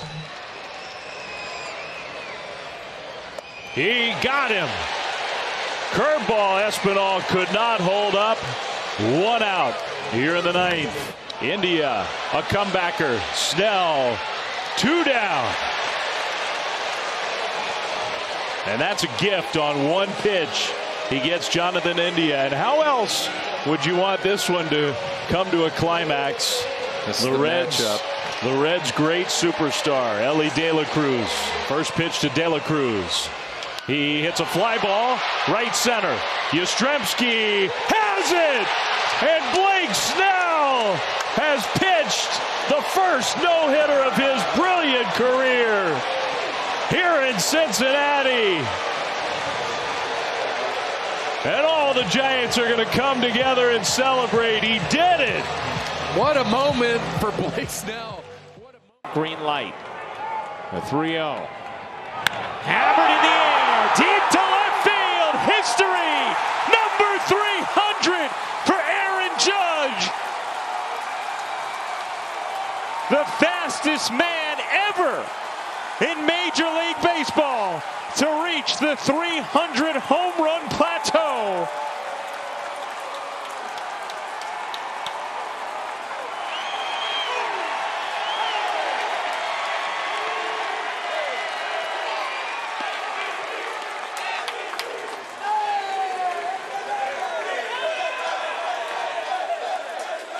Well, what a moment for Aaron Judge to celebrate in the dugout with his teammates. Home run number 300 and a rocket to left field. 132 games faster than anybody in big league history. Another look, 3-0 fastball up and in, and just pulls his hands in and drills a line drive into the White Sox bullpen. And a beautiful look from the side at 300th home run swing. Juan Soto intentionally walked in front of him, and Judge said, okay, thank you. Aaron Judge with his first hit on a 3-0. Tonight looking for his 1,000th career hit. It would be fitting if it came on the same day that his wife Mallory won gold for Team USA. She scored the only goal in the 1-0 win. And there is hit number 1,000. What a day for the Swanson family. A gold medal and the 1,000th hit of Dansby Swanson's career. Congratulations, Dansby Swanson. We'll single up the middle. Make sure you get that ball hanging on a mantle. Season against the Rangers in his 11th game against Texas. Greets David Robertson with a leadoff base hit. Alvarez is told to go down to first, so there's your intentional pass. And it brings up a guy who's probably the hottest hitter in this lineup for Houston now in Yainer Diaz. Delivers a 3-2. Alvarez takes off, and that pitch is just inside for ball 4. But now the bases are loaded. And the Astros once again with the bases loaded. Who's going to come through? The Astros are hoping it's Jeremy Pena, who is 1 for 3, standing in now. Ground ball slowly hit, should score the run. Two-base safe. Everybody safe. 2-1 Astros lead. Wasn't crushed, but we're going to take it. Jeremy putting that ball in play with 2 strikes, forcing the defense to make a play. Young had to come charging in quickly and couldn't make the exchange. In a big spot here, chance to open this one up for Houston. Bases loaded, 2 men out. The 3-2, swing and a miss. He throws him a cutter down the middle. Cabbage can't connect, and Robertson strikes him out to keep it a 1-run. And they will all meet out on the mound now. And the reason they're meeting is because Corey Seager's coming up. Well, Corey is a guy who can tie it with 1 swing, and Lord knows he's done it plenty of times. And that ball's hit well. Deep out to right. This game is tied. That's exactly why you don't throw Corey Seager a pitch in the strike zone in a big situation. You give him a chance, intentionally walked for the second straight plate appearance. So the Astros have 2 men on with 1 out for Yainer Diaz, who is 0 for 2 today. He's walked twice. Inside, that almost hit him. Did that make contact with the bat? Yes, it did. Yainer Diaz points to the dugout. No, they're going to say that hit him. Yep. They're going to say that hit Yainer. He checked his swing. They're going to say that hit his hand and not the bat. So the bases are loaded with 1 out on the hit by pitch of Yainer. Altuve, the automatic runner, goes to third. He represents the go-ahead run. Alvarez at second. Diaz at first for Jeremy Pena, who's 2 for 4. Now he's hit by a pitch. Astros take a 3-2 lead on back-to-back hit-by-pitches. This game is wild. To Houston, hard-fought battle here tonight by both these clubs. Both teams seeing these games as essential to their postseason hopes. Well, now a meeting with Smith coming up to hit here. He's been the guy with runners in scoring position for the Rangers. And the Rangers would love to see it because to this point tonight, they're 0 for 7 in those situations. And 1. Smith should get something here. And he does! And he blasts it! Deep out to right! It is gone! And the Rangers pull a rabbit out of the hat! It ain't over till it's over. 4-3 Rangers in walk-off fashion to take game 1 of a critical series with Houston. On a few of his pitches. Now Ruiz nodded yes about that pitch, and then he and Jeff Hoffman kind of stared at each other a little bit. Yeah, a little shimmy by Hoffman too. Carlos Estevez will take over on the mound. This is a safe situation for Carlos. And Louis gonna send one on the ground through the left side. Yet again, the tying run will step into the batter's box for the Nats. And here's Juan Yepes. He'll send one out to shallow left center. Coming in is Brandon Marsh. He can't get there. Luis Garcia Jr. had to play that one carefully. Make sure Marsh didn't get there on a headlong dive. And the Nats have put 2 on here in the 9th. Well, here is Tena in a big spot for the Nationals. Sent back up the middle. That's a base hit. Garcia will score. Nunez from first to third. And the Nats making noise here in the 9th. They're back within a run. Do it, Jose Tena. So now the tying run just 90 feet away. Davey Martinez has some options here. You have Young, the very good bunter. Chopper right side. Nunez held up. Now they throw to second for 1. They're coming home. And the tying run scores. That was terrible base running at first, it seemed anyway. But the run does score, and we're tied up at 2. Swing and a miss. He got him. The inning is over. It's a 2-2 game. We're going to the bottom. Brandon Marsh will lead it off. These fans love him. They love him a lot more if he gets on base. Line drive out to field. Call's going back. It's over his head. It's a one-hop off the wall. Marsh on his way. Oh, no, he puts the brakes on. Call overthrows everybody. And no one at second. And nobody's at second base, so Marsh then advances. It's a single and a long E9. No balls, one strike. He squares again and bunts it toward third. Nobody's there. Everybody is safe. Yeah, they're going to walk him now. So that'll load it up for Trey Turner, who's already strolling to the plate. Looking for his 4th hit of the night. Trying to get the run home somehow, some way. Swinging a fly ball out toward left field. Wood will watch it go over his head, and it's off the wall. Marshall score. Trey Turner gives the Phils the walk-off victory. 4-hit night, just like playing in your backyard. 3-2, the Phillies win it. 5 seconds to go.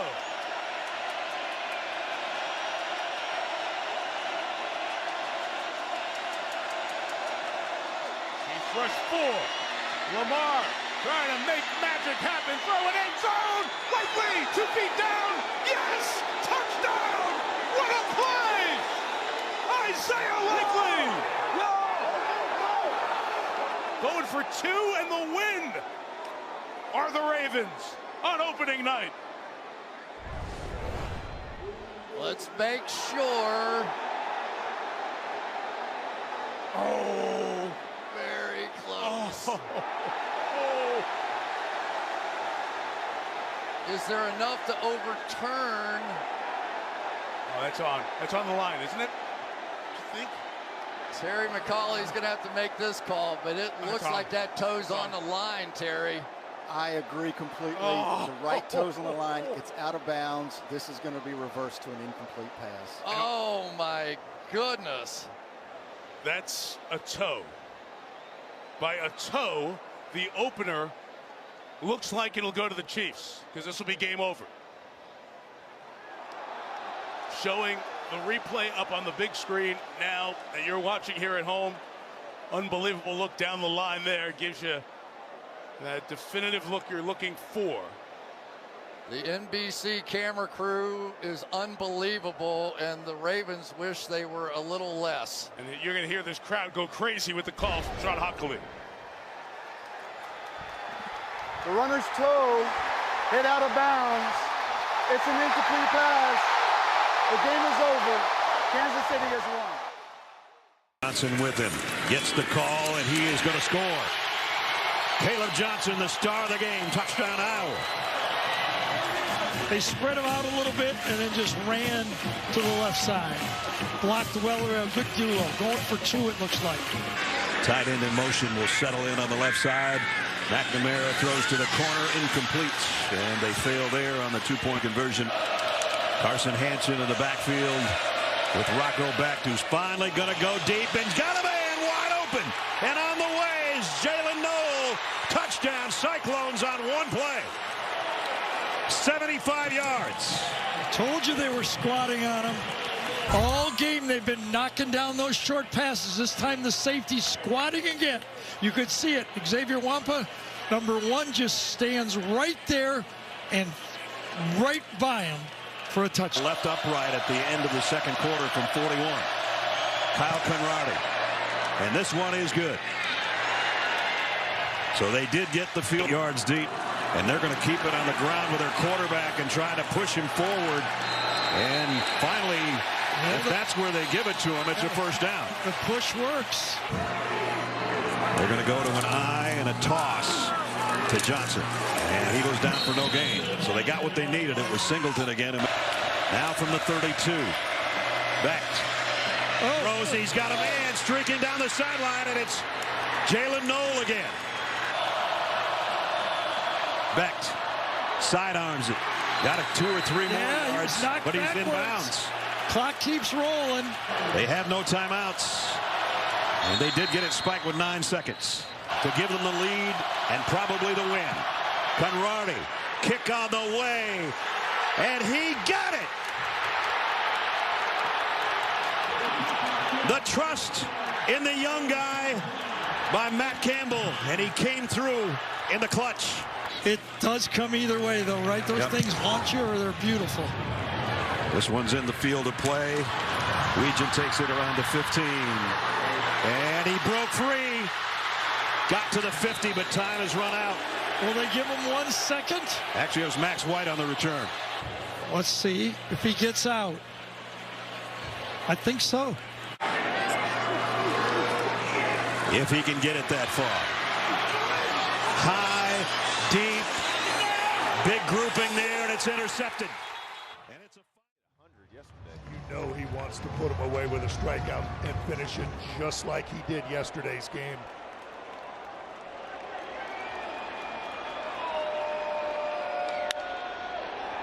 Fly ball, right center field.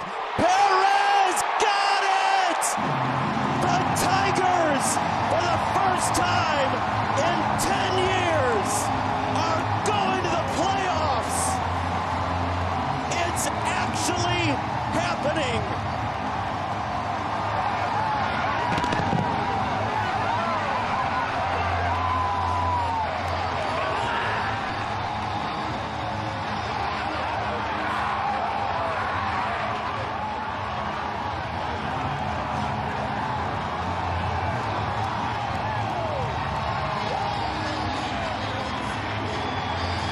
Everyone else stood there like the house by the side of the road and let the Tigers go by.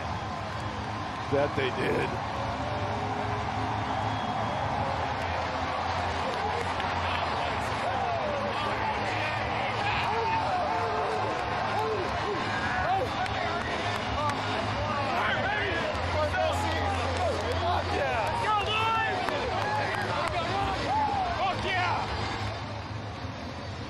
Comes Skip out to greet his team. What an emotional ride.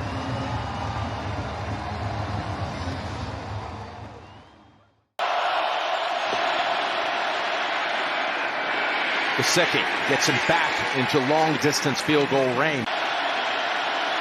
Rico on the hold. McPherson, fearless. Fourth lead change of the sack up and under. Free rushing. Here he's coming up. Now he's going laterally. He's going to throw it on the run, and it's broken up, and there's no flag. Home flag comes in late. A flag comes in late. Bull. Yeah, he's there early. Yep. Gene Steratore.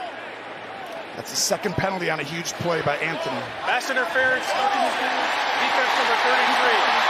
Ball is placed in the spot of a foul. First down.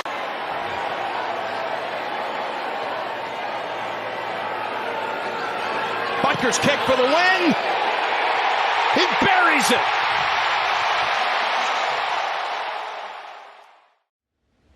Catcher who's 2 for 4. Runners go. Throw to third is right there, but somehow Ohtani got under the tag. Somehow. This vantage point, it looked like Ohtani was out by 5 feet. I wonder if Norby got the tag on him or not. 2 more seconds to challenge, and they say that he's safe. Wow. He must have gotten just underneath the tag. So, in terms of the 50-50, he's halfway there. Yep. His 50th stolen base. And give Freddie Freeman a heads up for following the payoff pitch. Rock, right field. Jose Ramirez around third. Here he comes. Book it. The Guardians will play in October.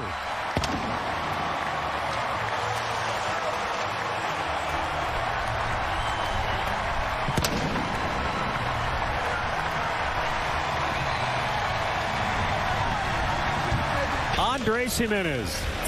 Boy, he got a fastball, 3-2, wasn't messing around, and I mean, he turned on it, and that'll do it. Ramirez on second base. He wanted to make sure it was there, no question about it.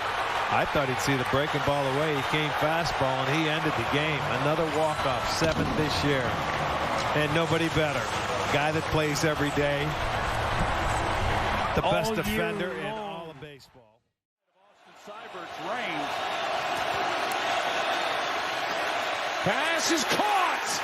for the first down. It's Ertz again. They can't get McCaffrey. They've only got 10 guys on the field. 3rd down and 7. This one is launched from McLaurin. He's got it. Touchdown. Touchdown, Terry McLaurin. They needed 7. They got 27, and here's the end of it. Right foot, knee down, and the catch. That will count. Unbelievable on 3rd down and 7. A great throw, great. Starting out a little shallow. They're getting it deeper now, but that last play. Burrow to his right, throws back for a first down. And then they would need an onside kick. Cowboys had a successful one yesterday. First one of the season. Burrow. There's Iosivas.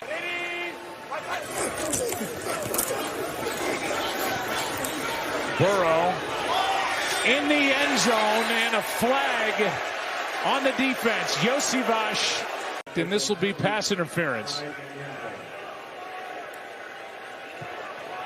Pass interference. Defense, number 1. The foul occurred in the end zone. By rule, the ball is placed at 4th down. And they're going to hand, and Moss will walk it in for the touchdown. And that's the first part of it. They'll go for the extra point and then need to recover an onside kick. Popped up into the air. The recovery by Zacchaeus, and then the hit, and the flag came out early. Came in optimistic. They'd been in this position before.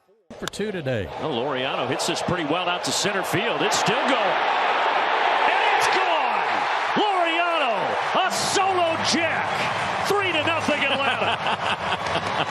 Today, Ramon Laureano, we saw the infield hit, then a really good base hit to right field, and now he face Francisco Alvarez. Met fans making noise. The 0-1 hit on the ground towards third. Fair ball past the Dizing Urshela and down the left field line. Taylor around third, scores easily. The throw is hurled to second by Laureano, not in time to get Alvarez. A double and a run batted in. The Braves lead is cut to 3-1. So now Starling Marte will pinch hit for Harrison Bader with the tying run at the plate.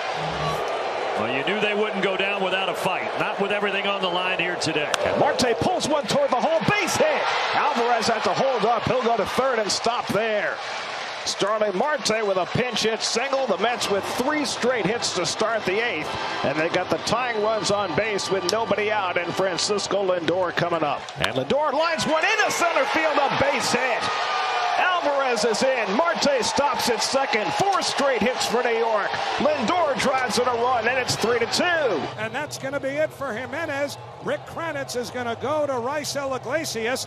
Iglesias will face Iglesias. Raisel to the Mets, Jose. He has been hot. One of the hottest hitters in baseball over the last few weeks with that 20-game hit streak. Poke the other way. That's a base hit for Iglesias. Marte around third, heading home. The throw by White is cut off, and the Mets have tied the game. All the way to third goes Lindor. It's 3-3, and the Jose Iglesias comes through again. OMG! Still no one out, and here's Mark Vientos. Iglesias at first, Lindor is at third. Swinging a high fly ball, fairly shallow center. Harris settles under it. Lindor tags. Harris makes the catch. Here comes Lindor. Throw to the plate. Cut off by Olsen. A sacrifice fly for Mark Vientos. It is 4-3 New York. So he's in scoring position with 1 out. And Nimmo, despite the low batting average, has hit .313 this year with men in scoring position. And Nimmo clocks one to deep right field. White goes back, takes a look, and it's out of here! Brandon Nimmo puts a hammer down with a 2-run homer. It's a 6-run 8th inning. The Mets are leading by a score of 6-3. It is pandemonium in the Mets dugout. And from the Mets fans here at Truist Park as well. Running to the plate, and it's been a while since we've seen Jared, but if you get a base hit right here, you got yourself a 1-run game. Kelnick grounds it. It's fair. Alonso diving stop, but Kelnick reaches. White scores, and it's 6-4. But there was nobody there to cover first base. Kelenic gets an infield hit. Both teams have counted on their closer in the 8th inning, and the other team has been able to strike against them. Now it's Ozzie climbing in. Everybody up at Truist Park. That ball is hit out to left. Nimmo is back. Let's go! The Braves are going to grab the lead back. Let's go! A bases clearing RBI double for Ozzie Albies, and it's 7-6 Atlanta. Do you believe it? This place is as electric as it could possibly be after this. 8-9-1 in their order. It's all hands on deck. 3 outs away from the postseason. A 1-run lead. Here's Francisco Alvarez. In the air. This should be out number 1. Whit Merrifield camps. He's got it. Here's the pitch. Swinging a hard hit grounder up the middle. Base hit going into left center field. And that brings up Francisco Lindor. Here is Francisco Lindor. Go ahead man at the plate. Swinging a high fly ball. Well hit right center. Harris going back. It's on the way. It is gone. Into the Braves bullpen in right center field. Francisco Lindor has an MVP moment, whether he wins one or not. Linsanity again! Francisco Lindor flips the script. This is an unbelievable baseball game. The Mets have taken an 8-7 lead here in the 9th inning. He has to get is the former Met killer, Travis d'Arnaud. Ground ball. Lindor waits on it. He's got it. And the ball game is over. From 0-5 to OMG. What a ride. The Mets are going to the postseason. Now Ferguson will split out wide from the tight end spot. Gabriel keeps plenty of space, and he's still going. Gabriel makes a move. He's gone.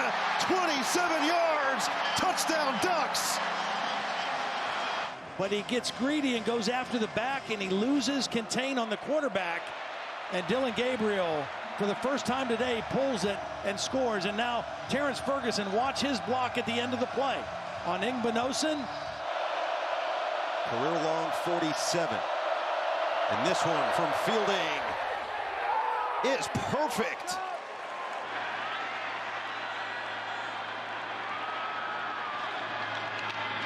James swallowed up into the pile. There's another. James, the holder. Luke Basso will snap it. And Sappington puts Oregon in front. Now, 3rd and 6 for Howard. Sidestep. Got it. Abuka, another conversion. You do have the timeout, so you can work that middle of the field. A lot of room down here at the bottom for Jeremiah Smith. 3rd and 20. Howard, a lot of time coming off. Howard's going to run for it. Time runs out, and that'll do it. Oh, my goodness. Welcome to the Big Ten, Oregon. They storm the field at Autzen, and the Ducks win this bout 32-31. You've got the great Jose Altuve at the plate. Popped up toward the roof at Minute Maid Park. Coming over is Vierling. He makes the play. Here comes the runner. Here's the throw. Here's the play. He is safe. Pena scores, and it's 2-1 Astros. That looked too shallow to tag. How fast is Jeremy Pena? There are not too many you even chance tagging on that ball. Shallow foul ball down the right field side. Gary Pettis telling Pena to tag up in the I'm up with a chance to tie the game and maybe more. And that one gets away. Here comes Carpenter. He will score. And the game is tied at 2 as Vierling moves to second. Oh, he tried backhanding that one there, and understand when you throw an off-speed pitch, it's going to break one way and land another. Just did not get in front of that ball. Huge mistake. And there's ball 4. So 1st and 2nd with 2 outs. So it's time for Josh Hader. Yesterday he came in the game that they were trailing 3-0. He comes in today to try to keep it tied. And the pitch was high. He walked him on 4 pitches to load the bases. This Tiger team is a gutty, gritty team. When they fell behind, you almost felt, well, does this kind of end this magical mystery ride? But they had other ideas. And now they send up Andy Ibanez to pinch hit for McKinstry. Hader, 30 years old, and these are the situations he was paid for. Everything on the line. Swing the line drive down the left field line, hooking for the corner. Fair ball up against the wall. Bierling is in. Torkelson is in. They're waving him home. Torkelson around third. He will score. Everybody scores. It's a bases clearing. Big pinch hit for Ibanez. 5-2 Detroit. Oh my goodness. Absolutely dominated. Again, the 1-2. Got him. Fastball 98 at the knees. Strikeout to start the ninth inning. 5-2 Tigers. Pena jumps on the first pitch and drives it to right center. A long run for Meadows. And he makes the play up against the wall for out number 2. It's getting a little bit ridiculous, Dan. If you hit something hard, you better not hit it to center field or else Parker Meadows is going to catch it. Turns and looks at the fence, picks up the ball once again, and leaps and catches the baseball. The last time there was an ALCS without the Astros in it was back in 2016. Ground ball softly to second. Keith will charge, field and flip. Tigers win. They're moving on. They pour out of the dugout and mob each other behind the pitcher's mound. What a moment in Houston. The Motown magic continues. The Tigers sweep the Astros 5-2. Irving is the back. He has it. And the ball is out. And the Falcons say they have it, and so do the officials. Caden Ellis recovers it. There he is. London flanked outside. Going for it. Fired over the middle. Intercepted at the 35-yard line. Levante David. The heart and soul. 411-yard night for Kirk Cousins. Hangs in the pocket. Fires. That's caught. Trying to get out of bounds and then loses the ball out of bounds. Out. Said they're going to go over the middle to the 28-yard line. That's Drake London. But he can salvage it here and send it to overtime. From 47. And they got a flag that is calling a delay a game. They're calling a delay a game. They are. Delay game by the offense. 5-yard penalty. Wow. 52 yards. And overtime.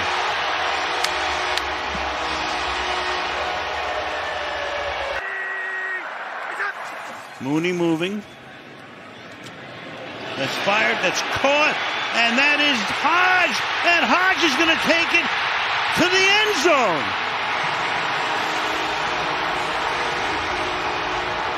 A most improbable win for the Atlanta Falcons.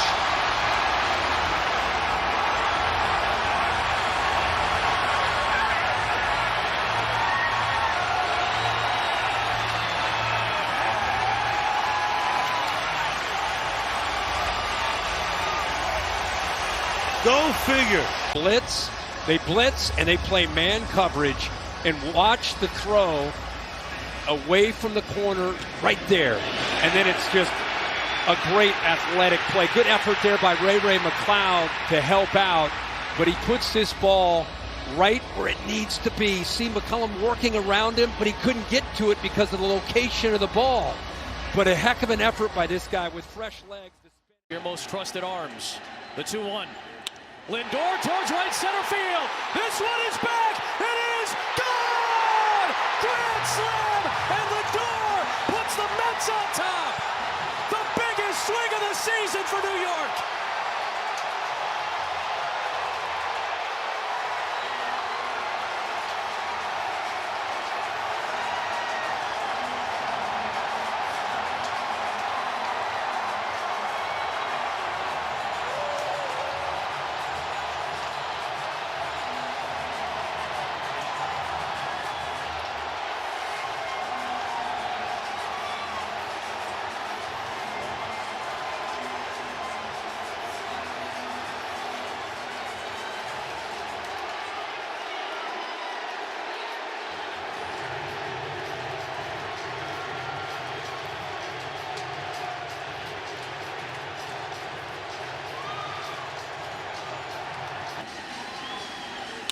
Middle, 99. Estevez is praying that it doesn't go out. Out of the bullpen. 4-pitch leadoff walk right after the Royals took the lead in the last half inning. So 1 on, 1 out for Juan Soto. Toward the hole and through for another hit for Soto. Verdugo stops at second. First and second, 1 out. And Soto is 3 for 4. And boy, most of these relievers, the 3-batter minimum, that's all they're getting. Might get more if they were more effective. Long wasn't around for long. And now the Yankees have 2 on, 1 out, and Aaron Judge coming up. The 1-2 pitch. Got him swinging on the changeup. Yet to find a playoff groove. Speaking of Judge. And now Wells with 2 on, 2 out. Wells lines one to right, and Pham will not have a play. Tying run heads for the plate. The Yankees have evened it up. Austin Wells had been 1 for his last 31. Picked a good time to snap out of it. He's driven in 2 runs now with the walk in his previous at-bat, and this base hit, first one with runners in scoring position for the Yankees.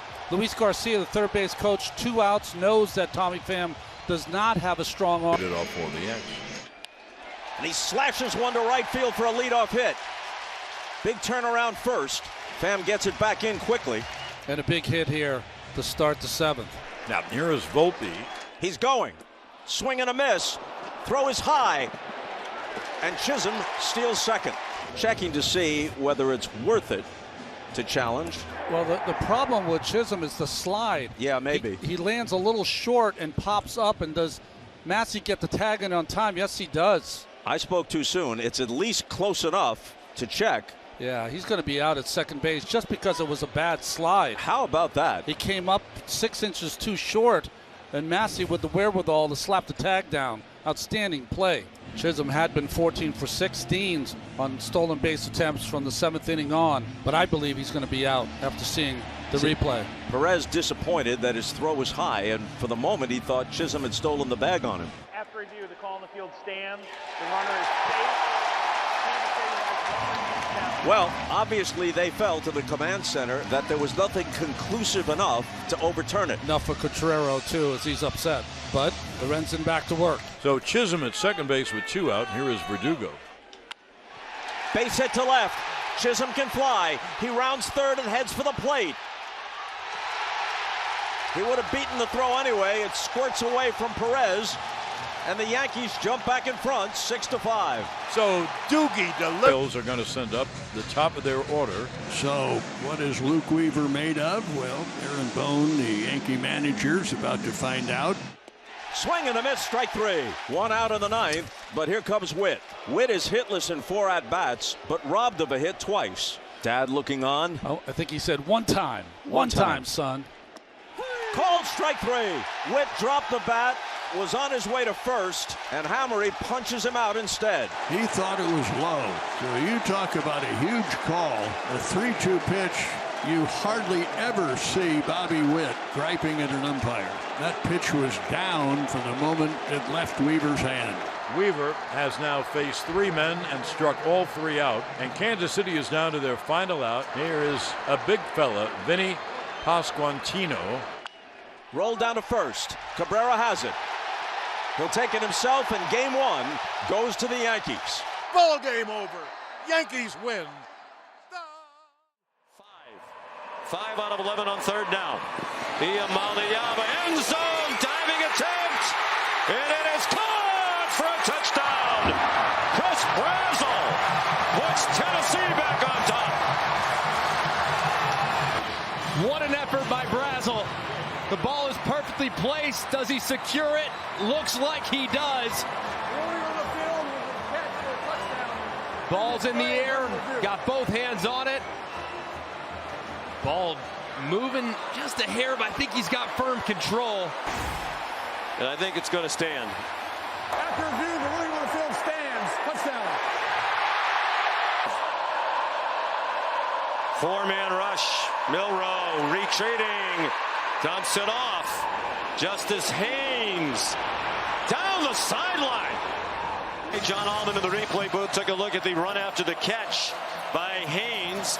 And he stepped out of bounds across the 32-yard line, so they brought the ball back to the 33 instead of the 39. So instead of 3rd and 1, it's 3rd and 7 for Alabama. Down by 4 at the 2-minute timeout. I think it's 4-down territory. 5-man rush, pressure up the middle, and it's dropped behind Kendrick Law. After the play was over, personal foul, offense number 1. My goodness.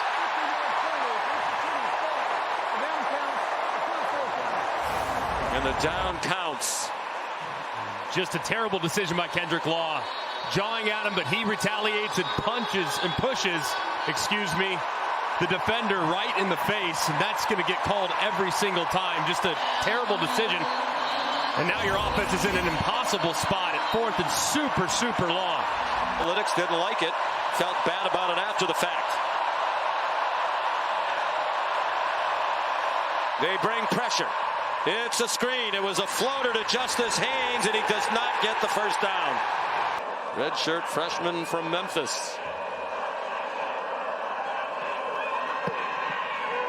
Good for him. Right down the middle. It's a 7-point game with 1.5 minutes to go.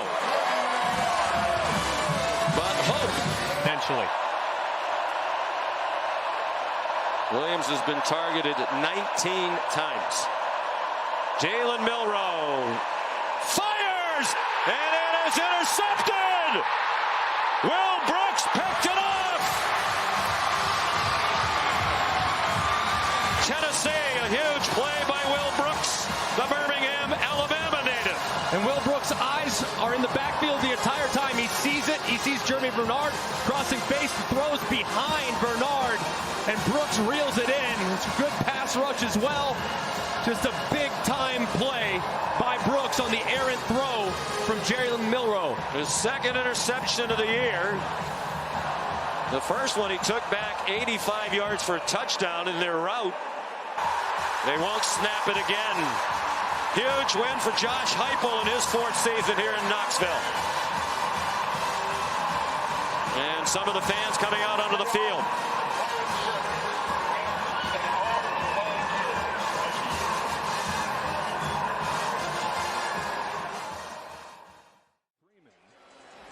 But again, all the talk about the superstar at the top of the order. These guys, these former MVPs themselves, a lot of chances funneled to them.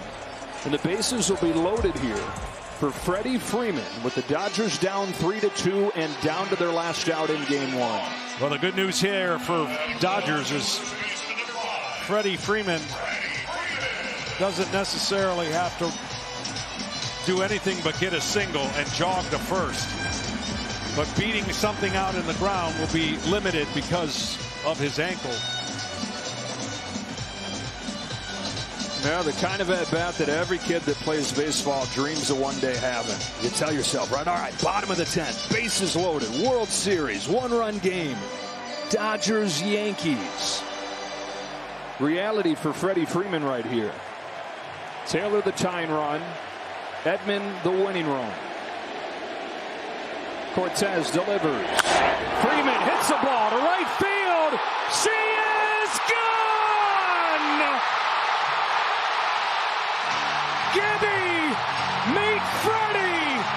Game 1 of the World Series.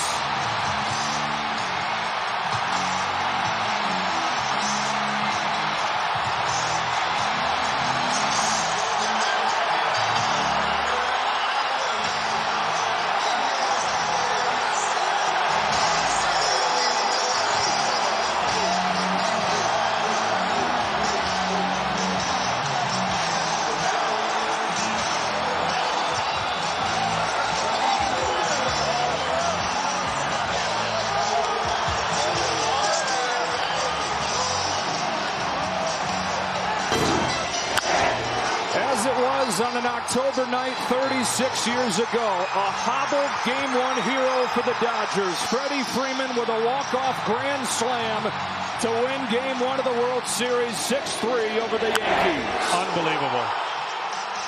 Went up there looking for a pitch. He got it. There's just no way to describe. I mean, there's just no way to describe it. Try and keep things alive for the Yankees. Buehler throws. and misses downstairs. Top of the order, Gleyber Torres. If Verdugo can reach. Dave Roberts giving directions to his outfielders.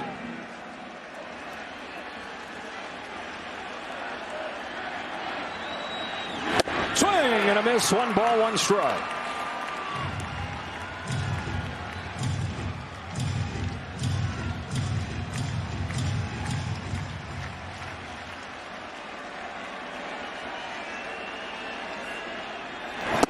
One and 2 on Verdugo.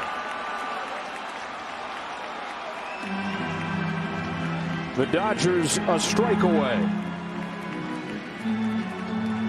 from a championship, from a proper celebration. Start the party, Los Angeles! Your Dodgers have won the World Series!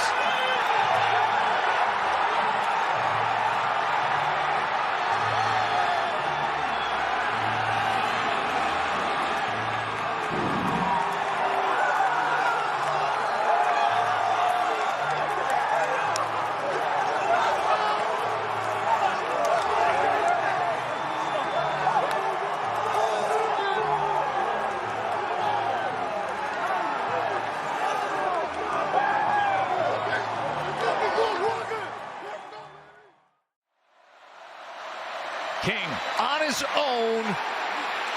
Where are they going to mark this? His forward progress looks like he got it. Georgia comes away with the football.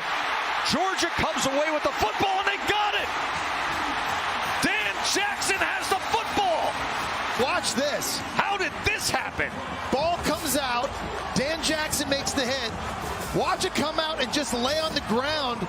Number 78 to the left, Stackhouse. He doesn't even see it there. It was Chaz Chambliss getting up off the ground that spotted it and jumped on it. Haynes King has been so good. 3rd down and 9.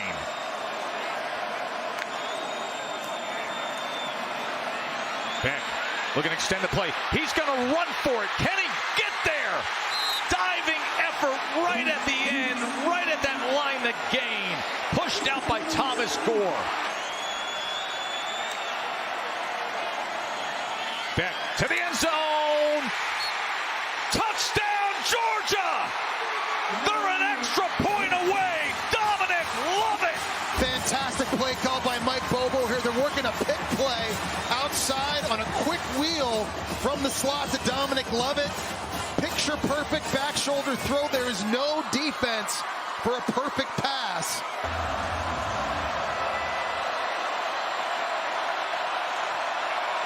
Third down and 13 seconds. They bring pressure again. They go shallow underneath the Singleton.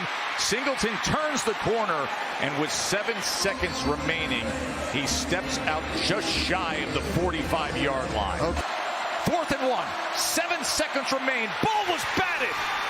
Batted away, and now 4 seconds remain, and Georgia will take over. Wow, C.J. Allen knocks that ball down. If he doesn't, that's going to get caught right at about the 40-yard line by Rutherford, and they're going to get a chance to make the kick. Great play by Allen. We've seen him on blitzes on this drive. That's the second ball he's knocked down. That one hits him right in the face. For what will be a miracle heave from Carson Beck. Ball is stripped out. That was Scott Biggers caving in on Carson Beck. And that is the end of regulation. Little indicator motion there showing Carson Beck at zone coverage. Looks his way, pumps. Now to the end zone. And into the end zone is Humphries. Touchdown, Dogs. You're faking this. You're trying to get some bite here to open up a space for Humphries to work the wheel route. And that's what this is all about. Mike Bobo does such a good job of throwing things, setting things up, adding window dressing, adding some pump fakes. And this had to be a line drive. We talk about the first round arm talent by Carson Beck. That thing was a frozen rope. Haynes King to pass. And they've got it! Eric Singleton touchdown. He's just so explosive, Joe. He's so sudden after he makes the catch. able to turn it up. We said at the start of the game, number 2 had to get touches. They've been finding ways to do that, both running and catching the football. To tie the game, Aiden Burr.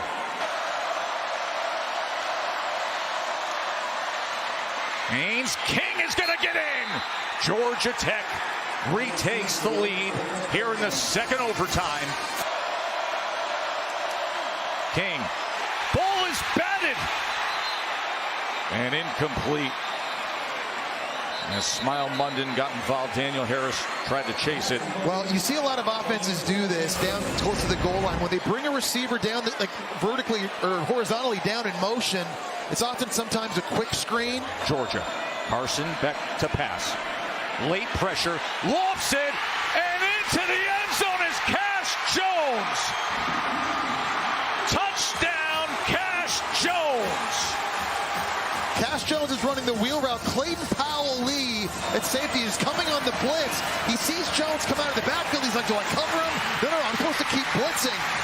And the seniors who have never lost a home game, will they complete the rally and the comeback? Incomplete. We're going to a third overtime. From the 3-yard line, Carson Beck. Pocket collapsing, throws it to the end zone, and it is incomplete.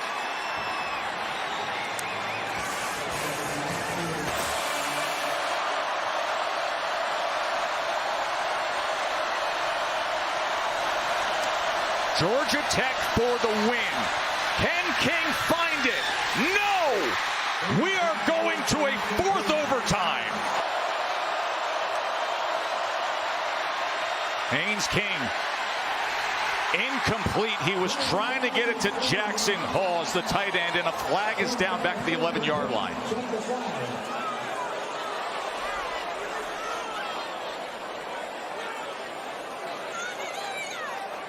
There is no foul for roughing the passer. The try is incomplete. Looks like man coverage. You got Cash Jones again out of the backfield. Beck to win the game, extending the play.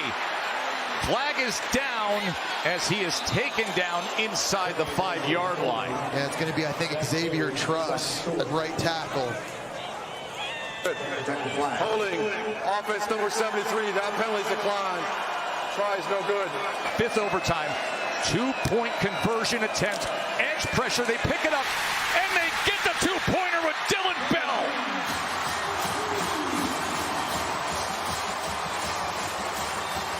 To beat him inside, right there. Great job. Nice accurate throw out in front. And it's Dylan Bell working against Warren Burrell. To tie the game and 6 overtimes. They do it! Malik Rutherford. This is a slow developing play. Rutherford coming all the way over from the right-hand side. And 6 overtime. Haynes King, pressure up the middle on King. And they get him! They get him! It was Dan Jackson! He had the play of the game with the forced fumble, and now the sack in the 6th overtime. It's the safety blitz, and it's right guard Keelan Rutledge that decides to help out his right tackle here. And that opens up a huge crease right up the middle of the field for Dan Jackson. What a game he has had. For the win. Oh my, Arian Smith drops it. That's the second big drop by Arian Smith in this game. He just lost concentration. Dylan Bell goes up. Clayton Powell-Lee goes up. Dylan Bell actually tipped it. It was tipped by Bell. You can't put that on Arian No, you Smith. can't. I think Dylan Bell thought that was intended for him. And it is an all-time classic. 7th overtime. Straight ahead and trying to fight for it, but Beck was denied. Well, they've been trying to throw for it without any success, so now they go on the ground with the quarterback run. Look at this formation. They offset the offensive line. Total confusion by Georgia. King to the end zone for the win. Smile Munden with coverage on Jackson Hawes. Wow, and Brent Key's going to want pass interference. It looked like there is a flag. Yeah. Pass interference. Defense. Probably plays at the 1 yard line. We'll try. So they'll put the ball on the 1 yard line now, and that'll be for the win. Yeah, here's Hawes lined up here. Here's Munden. And this is one-on-one, and he's trying to communicate to everybody, get lined up against this crazy, weird formation. But right there, it was the left arm around the left shoulder. King going to try to get it himself, and he is denied by C.J. Allen. I think Kirby Smart's going to let this one go. No timeout. He lets it go. Haynes King being chased. Haynes King desperate to the end zone. Incomplete. Looking for Singleton. Georgia's going to have a chance to win it. And there's another blitz. Kirby Smart heating it up. C.J. Allen coming right through the A-gap. To make the college football playoff.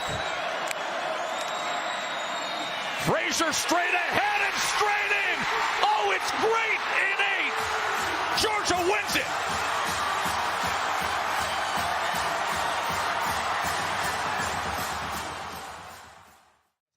Down, then we're all good. Exactly. Two-on-one developing. Podkolzin shoots. He scores. High Bouchard across. McDavid with a shot blocked away. Ian Cole. Out high. And now McDavid again. Comes across and they score. But McDavid gets the chance because... And now again, McDavid. Shot blocked. Another chance. And that blocked. I think that went off Sergachev. Yeah, he saved a goal. Oh, my. McDavid. He shoots. He scores. Oh, my. Top. To let his teammates get on the ice, and now he goes to the bench for a change. Bukestad with it. Drops it. Krause. He scores! Lawson Krause.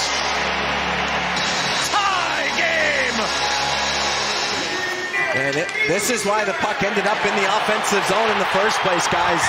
On the stick of Lawson Krause. And he changes the angle with his feet there, guys. 9 seconds to go. Keller will play it back. Ian Cole sends it around. And this game is heading to overtime. Now here we go. Michelli out there with Ole Mata and Nick Schmaltz. Matias Michelli brings it in, but he got stripped of the puck. Michelli trying to go after it, take it away. Here comes Nugent Hopkins. He shoots, he scores. Ryan Nugent Hopkins after Michelli got picked. And the Edmonton Oilers get the bonus point. They win it in overtime 4-3. He carries it up. And as he tries to spin around, he gets stripped by Nugent Hopkins right there. And Nick Schmaltz is on the back check as well, but neither Michelli nor Schmaltz can catch up. And Nugent Hopkins delivers this one, blocker side past Vejmelka. Long one! Lemon Lamello won't go! We're tied at 101! All the big ones. 2-point lead for Detroit.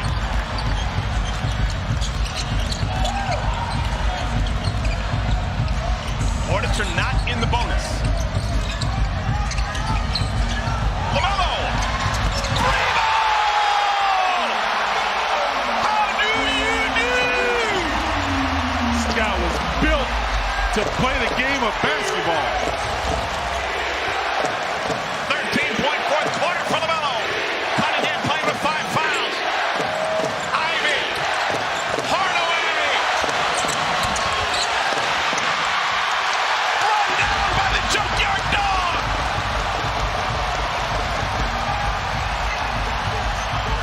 Charles Lee asking the Hornets to move forward. Texas smart basketball play to go 2 for 1, and that's bonus.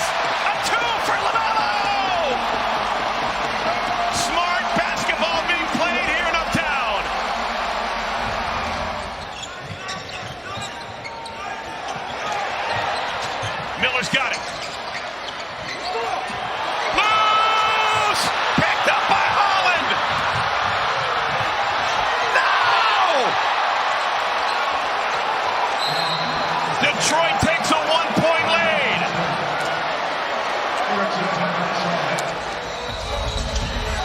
Gotta get it in. For the win. Yes! It's over! Brandon Miller wins it!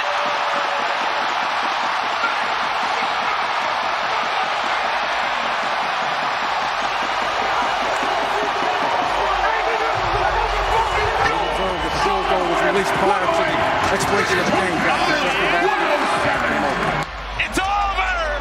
The Hornets simply refuse to lose on Wednesdays.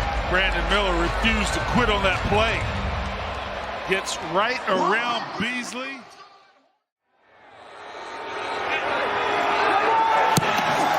And it's blocked! Oh my goodness, the Packers block it, and they're gonna win!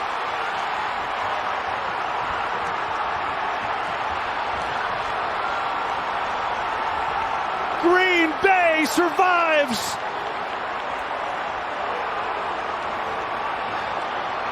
Brooks, 94, with the penetration right through the A gap between the guard and the center. Gets his left hand up. The kick's a little low. And that fingertip is all you need from this distance. Just said you can't take any of it for granted. And they did everything they could to get into that. And it is absolutely heartbreaking for the Bears. Wow. Exhilarating for the Packers. Carl Brooks, the second-year player from Bowling Green, splits the double team, gets the hand up, and he gets enough to get the win for Green Bay. We haven't heard Restrepo's name in a while. That's where they're going. On a screen, Xavier Restrepo fumbled the football. Devin Bryant's off to the races. Ward to beat. Scoop and score.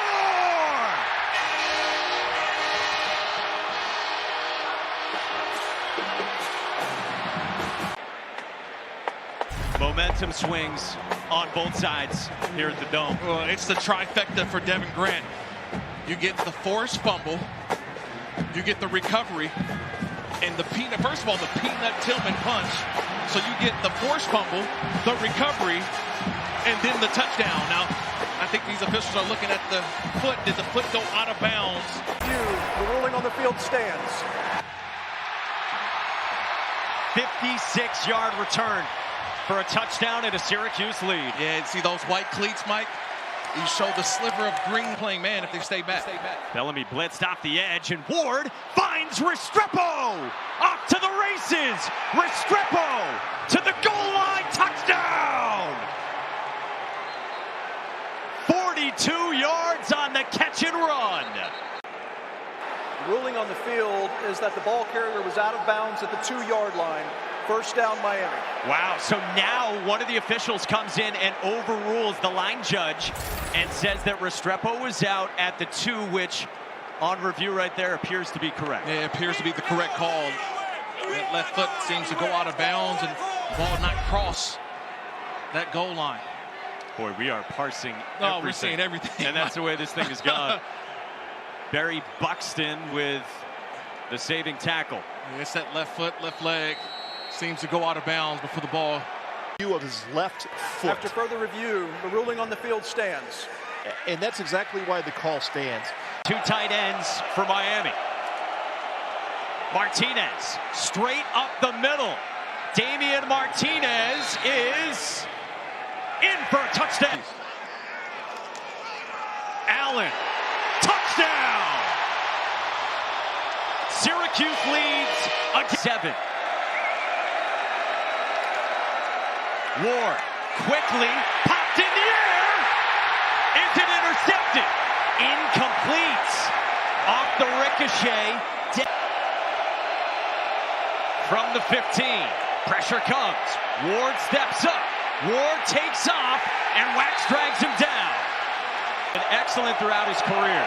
And Boric Gallus sends this one through the uprights. 2 minutes, 10 seconds remaining in the 4th. They go a little earlier than that with Allen up the middle, trying to run through arm tackles, and LaQuint Allen what Miami football allowed itself to be. And now pre-snap, Ahmad Moten just ran over the center, Josh Eloa. And that penalty may be the game, Mike. With only one timeout left for Miami. That should give Syracuse a first down. Offside. Defense number 99. 5-yard penalty results in a first down. Ahmad Moten Sr. with a penalty you just cannot have. Yeah, I've always said, look, you're right over the football. Your head coach Fran Brown took over here for Dino Babers. They're looking for a huge win. Trevor Pena turns it upfield and might have just ended it. First down, Syracuse. Trevor Pena for the Orange.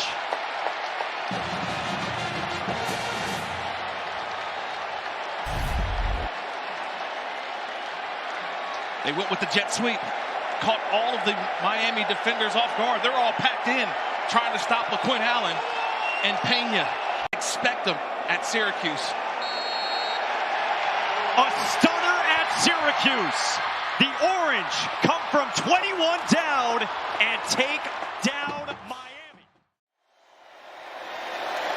For 52 for the win. It is just good. It's a good thing they didn't put an extra coat of paint on these uprights, because we have seen them slide by all night long. One more time. What a football game.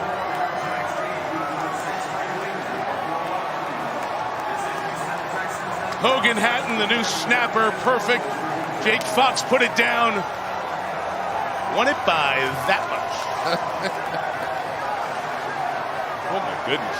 That was the complete mirror image of the first made extra point. Jared Goff threw 5 picks. To give Georgia the lead back. Ooh, pounds it right through. And 4:32 to play. Can Texas win the SEC in year 1? Yeah. Sark talked about being patient with that run game. At this point, I think it's going to come down to Ewers' ability to make throws.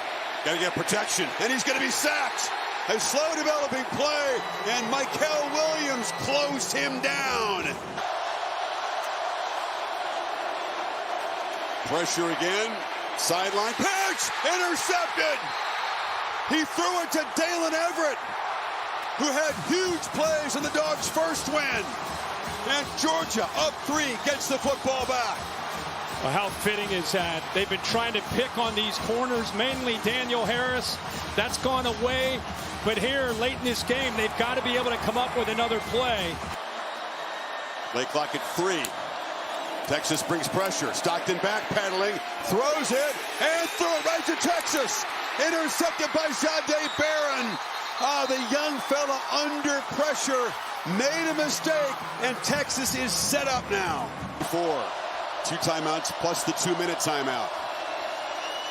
Ewers flips short. Wisner has blockers and hammers forward for a first down at the 45. Picked up 11. 3.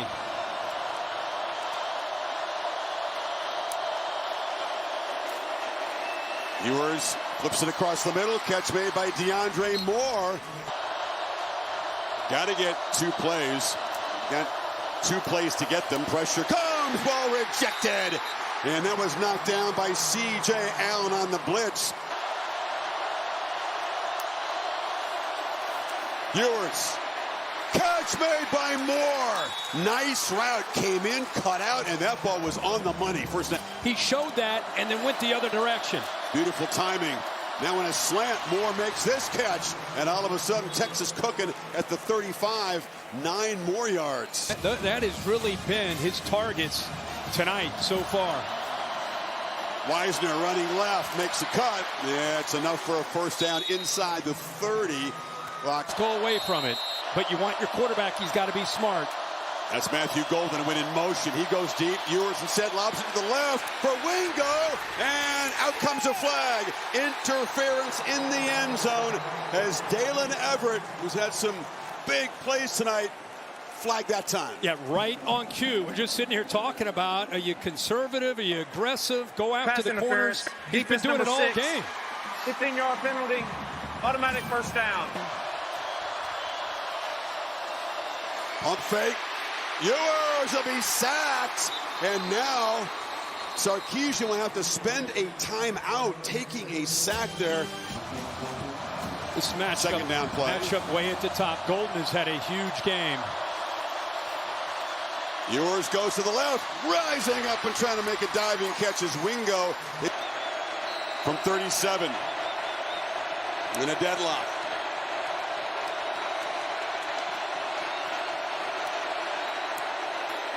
No problem. Auburn looks like a guy who believes in himself and pressure kicks. That 8 overtime game. Not only that, think of their schedule that they played. 13th game of these two teams. Bart Stockton in pressure games.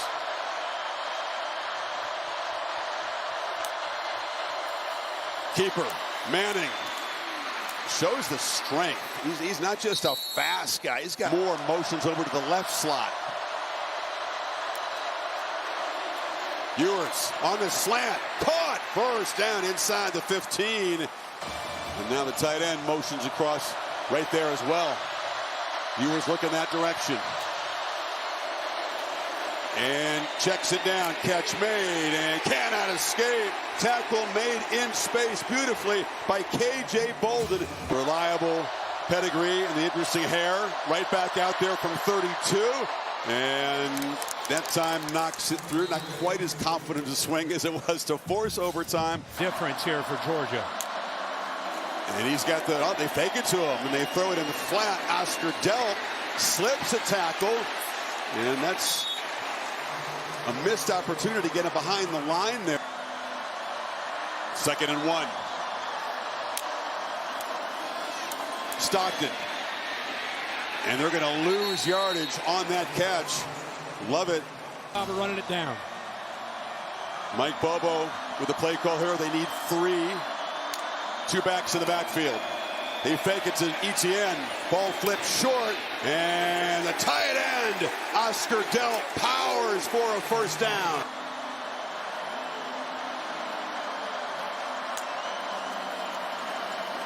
First down run to Etienne. Etienne, trying to shake free of the tackle of Makuba, who grabbed him by. Now. Dogs 12 yards away from the win. Stockton running all the way up the middle. Gunnar Stockton knocked in the head by Makuba. Helmet goes flying. Thankfully, he's up on his feet. Flag goes flying as well. 4 comes in, lowers that shoulder. You do not often see a helmet like eject off the top of the head like that. After further review, there is no foul for targeting. The ball carrier did make the line to gain. It'll be 1st and goal at the 4-yard line. Etienne in the I formation. They hand it to him. Touchdown! Georgia SEC champions! As every dog digs really deep.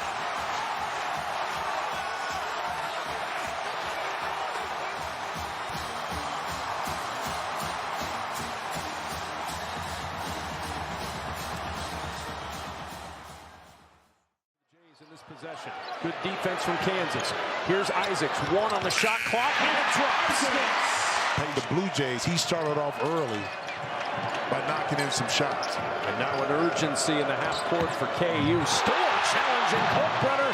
It tips to Bidunga with the flush. To get tight, I think that tightness has caused Kansas to miss some shots they normally make. Miller hits his second 3 of the night. Is that the dagger in Omaha? Come on, man. Foresight. Ryan Kalkbrenner getting subbed out and getting some words of encouragement from his coach. It was not an easy task to get him ready to play tonight, but he made a huge difference. Coit's 3. Won't go. Rebounded by Mason Miller. He's going to dribble it out, and history repeats itself for the 2nd straight year. Number 1 goes down in Omaha.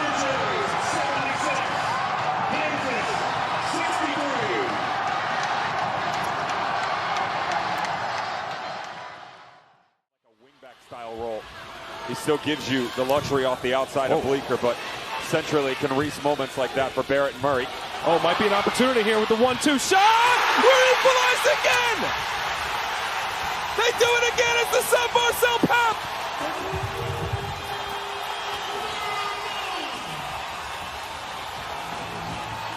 They are never out of it.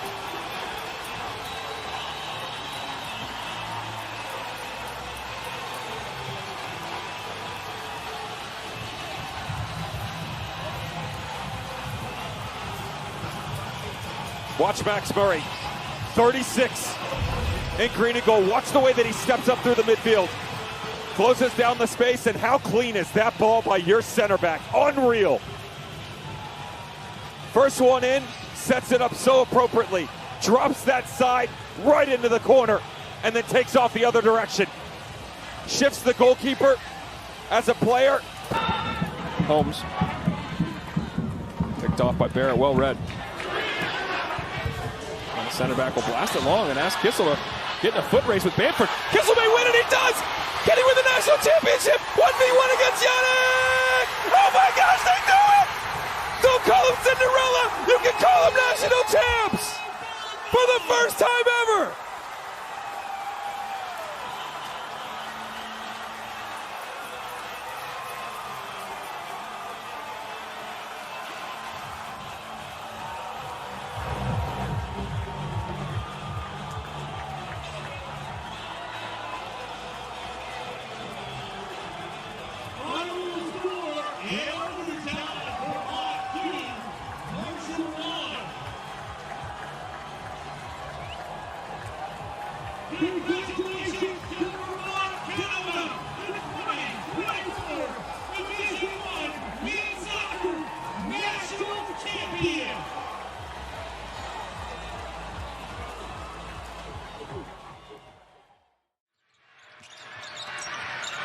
Lukosius gets in deep and he lost it. Conwell in transition, knocks down the three.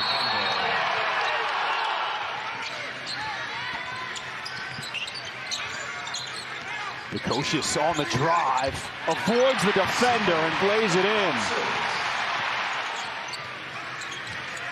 You still go to Mitchell here? Lukosius, tough three, nothing but nylon. No, go to Lukosius.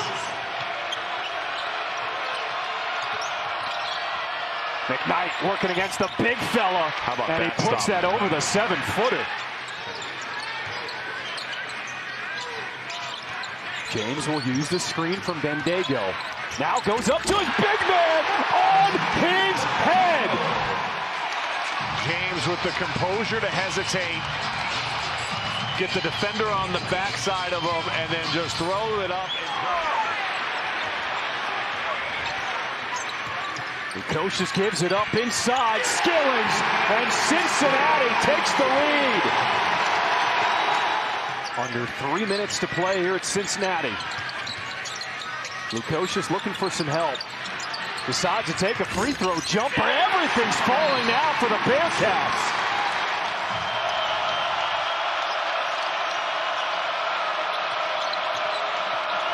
McKnight, the hard dribble, he loses it.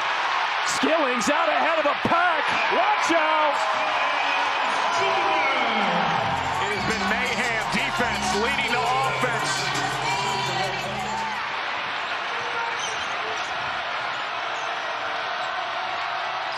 And Xavier with the bucket by Swain pulls to 2-point lead for Cincinnati.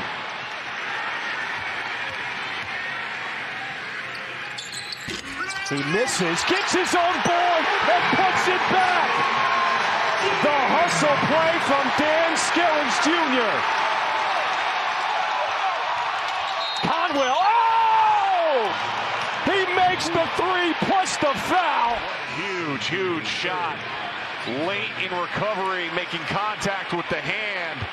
Swain, 2 seconds. Fremantle with the shot for the tie. And it's Cincinnati holding on for a 3-point win. Their first win in this crosstown shootout rivalry since 2018. Biggest NFL game he's played in, 1st and 10. Good time. McClinchy a block. Going deep. Oh, he's got him. He's got Mims. Touchdown.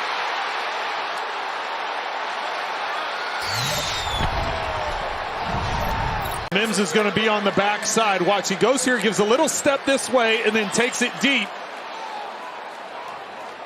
Perfectly thrown ball by Nix. Quick little play fake. He looks back to the tight end. He's looking over this way to draw the defense, and then just airs it out to the back.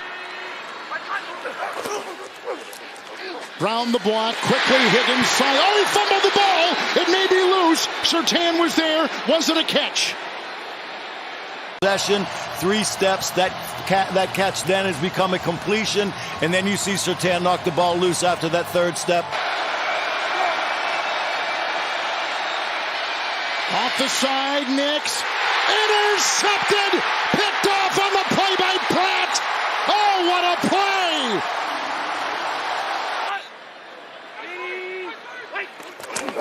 They'll push him across with Samples shoving him on the tush push.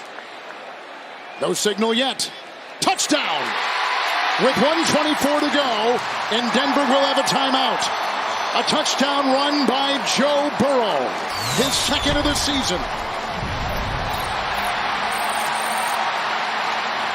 And the Bengals go up again on Denver. For Denver to go down, you're going to see the push from behind. Burrow gets into the end zone, gets the touchdown, and does the gritty to celebrate with Jamar Chase. Nix again. Look at the time. On the move, throws well out of the pocket and hits Sutton, who is right in front of Taylor Britt. That time Sutton really made the move. He was on a curl, he worked upfield and came back on the back shoulder throw. Williams the back, 1st and 10. Nix, McGlinchey the block, and downfield for Sutton. Got the ball. Mark him at the 34 of Cincinnati. That's Burton next to the quarterback, Nix. 4th and 1. Anarumo saying, get over the top of Sutton. Burton the block. And Nix will throw it. It is caught. Touchdown! Touchdown! Mims got the ball! Marvin Mims caught the ball! Outside the pocket, Nix has been terrific. Doubled. Was that ball moving? You can see it right there. Hilton was right there trying to dig it out. It's moving. Did it hit the ground? Did he have possession? After review, the ruling on the field stands. Wow! Touchdown. What a... Oh, doink! He missed it! And does Burrow have some more magic in that arm to get in field goal range? Or better. Fake to Herbert. Burrow sets, fires, caught! Yosevash! McMillan brings him down. And Burrow with the ball. 1st and goal. End zone. Caught. Higgins. Touchdown. Bengals win. And they are alive in the playoff race.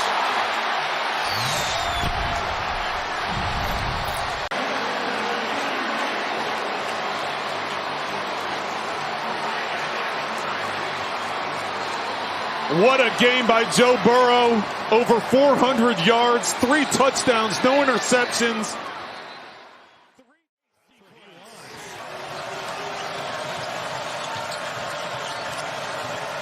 Into the corner, Gainey. Put on the brakes, let him fly by for 3. 5th straight game over 20 for Yakuchonis. Gainey passed up the 3, underneath to Meshack. But now you've got Humrickhouse reacting because Gainey's coming off and there's no one there. 3 shoot. White's got to go. White falling away, no good.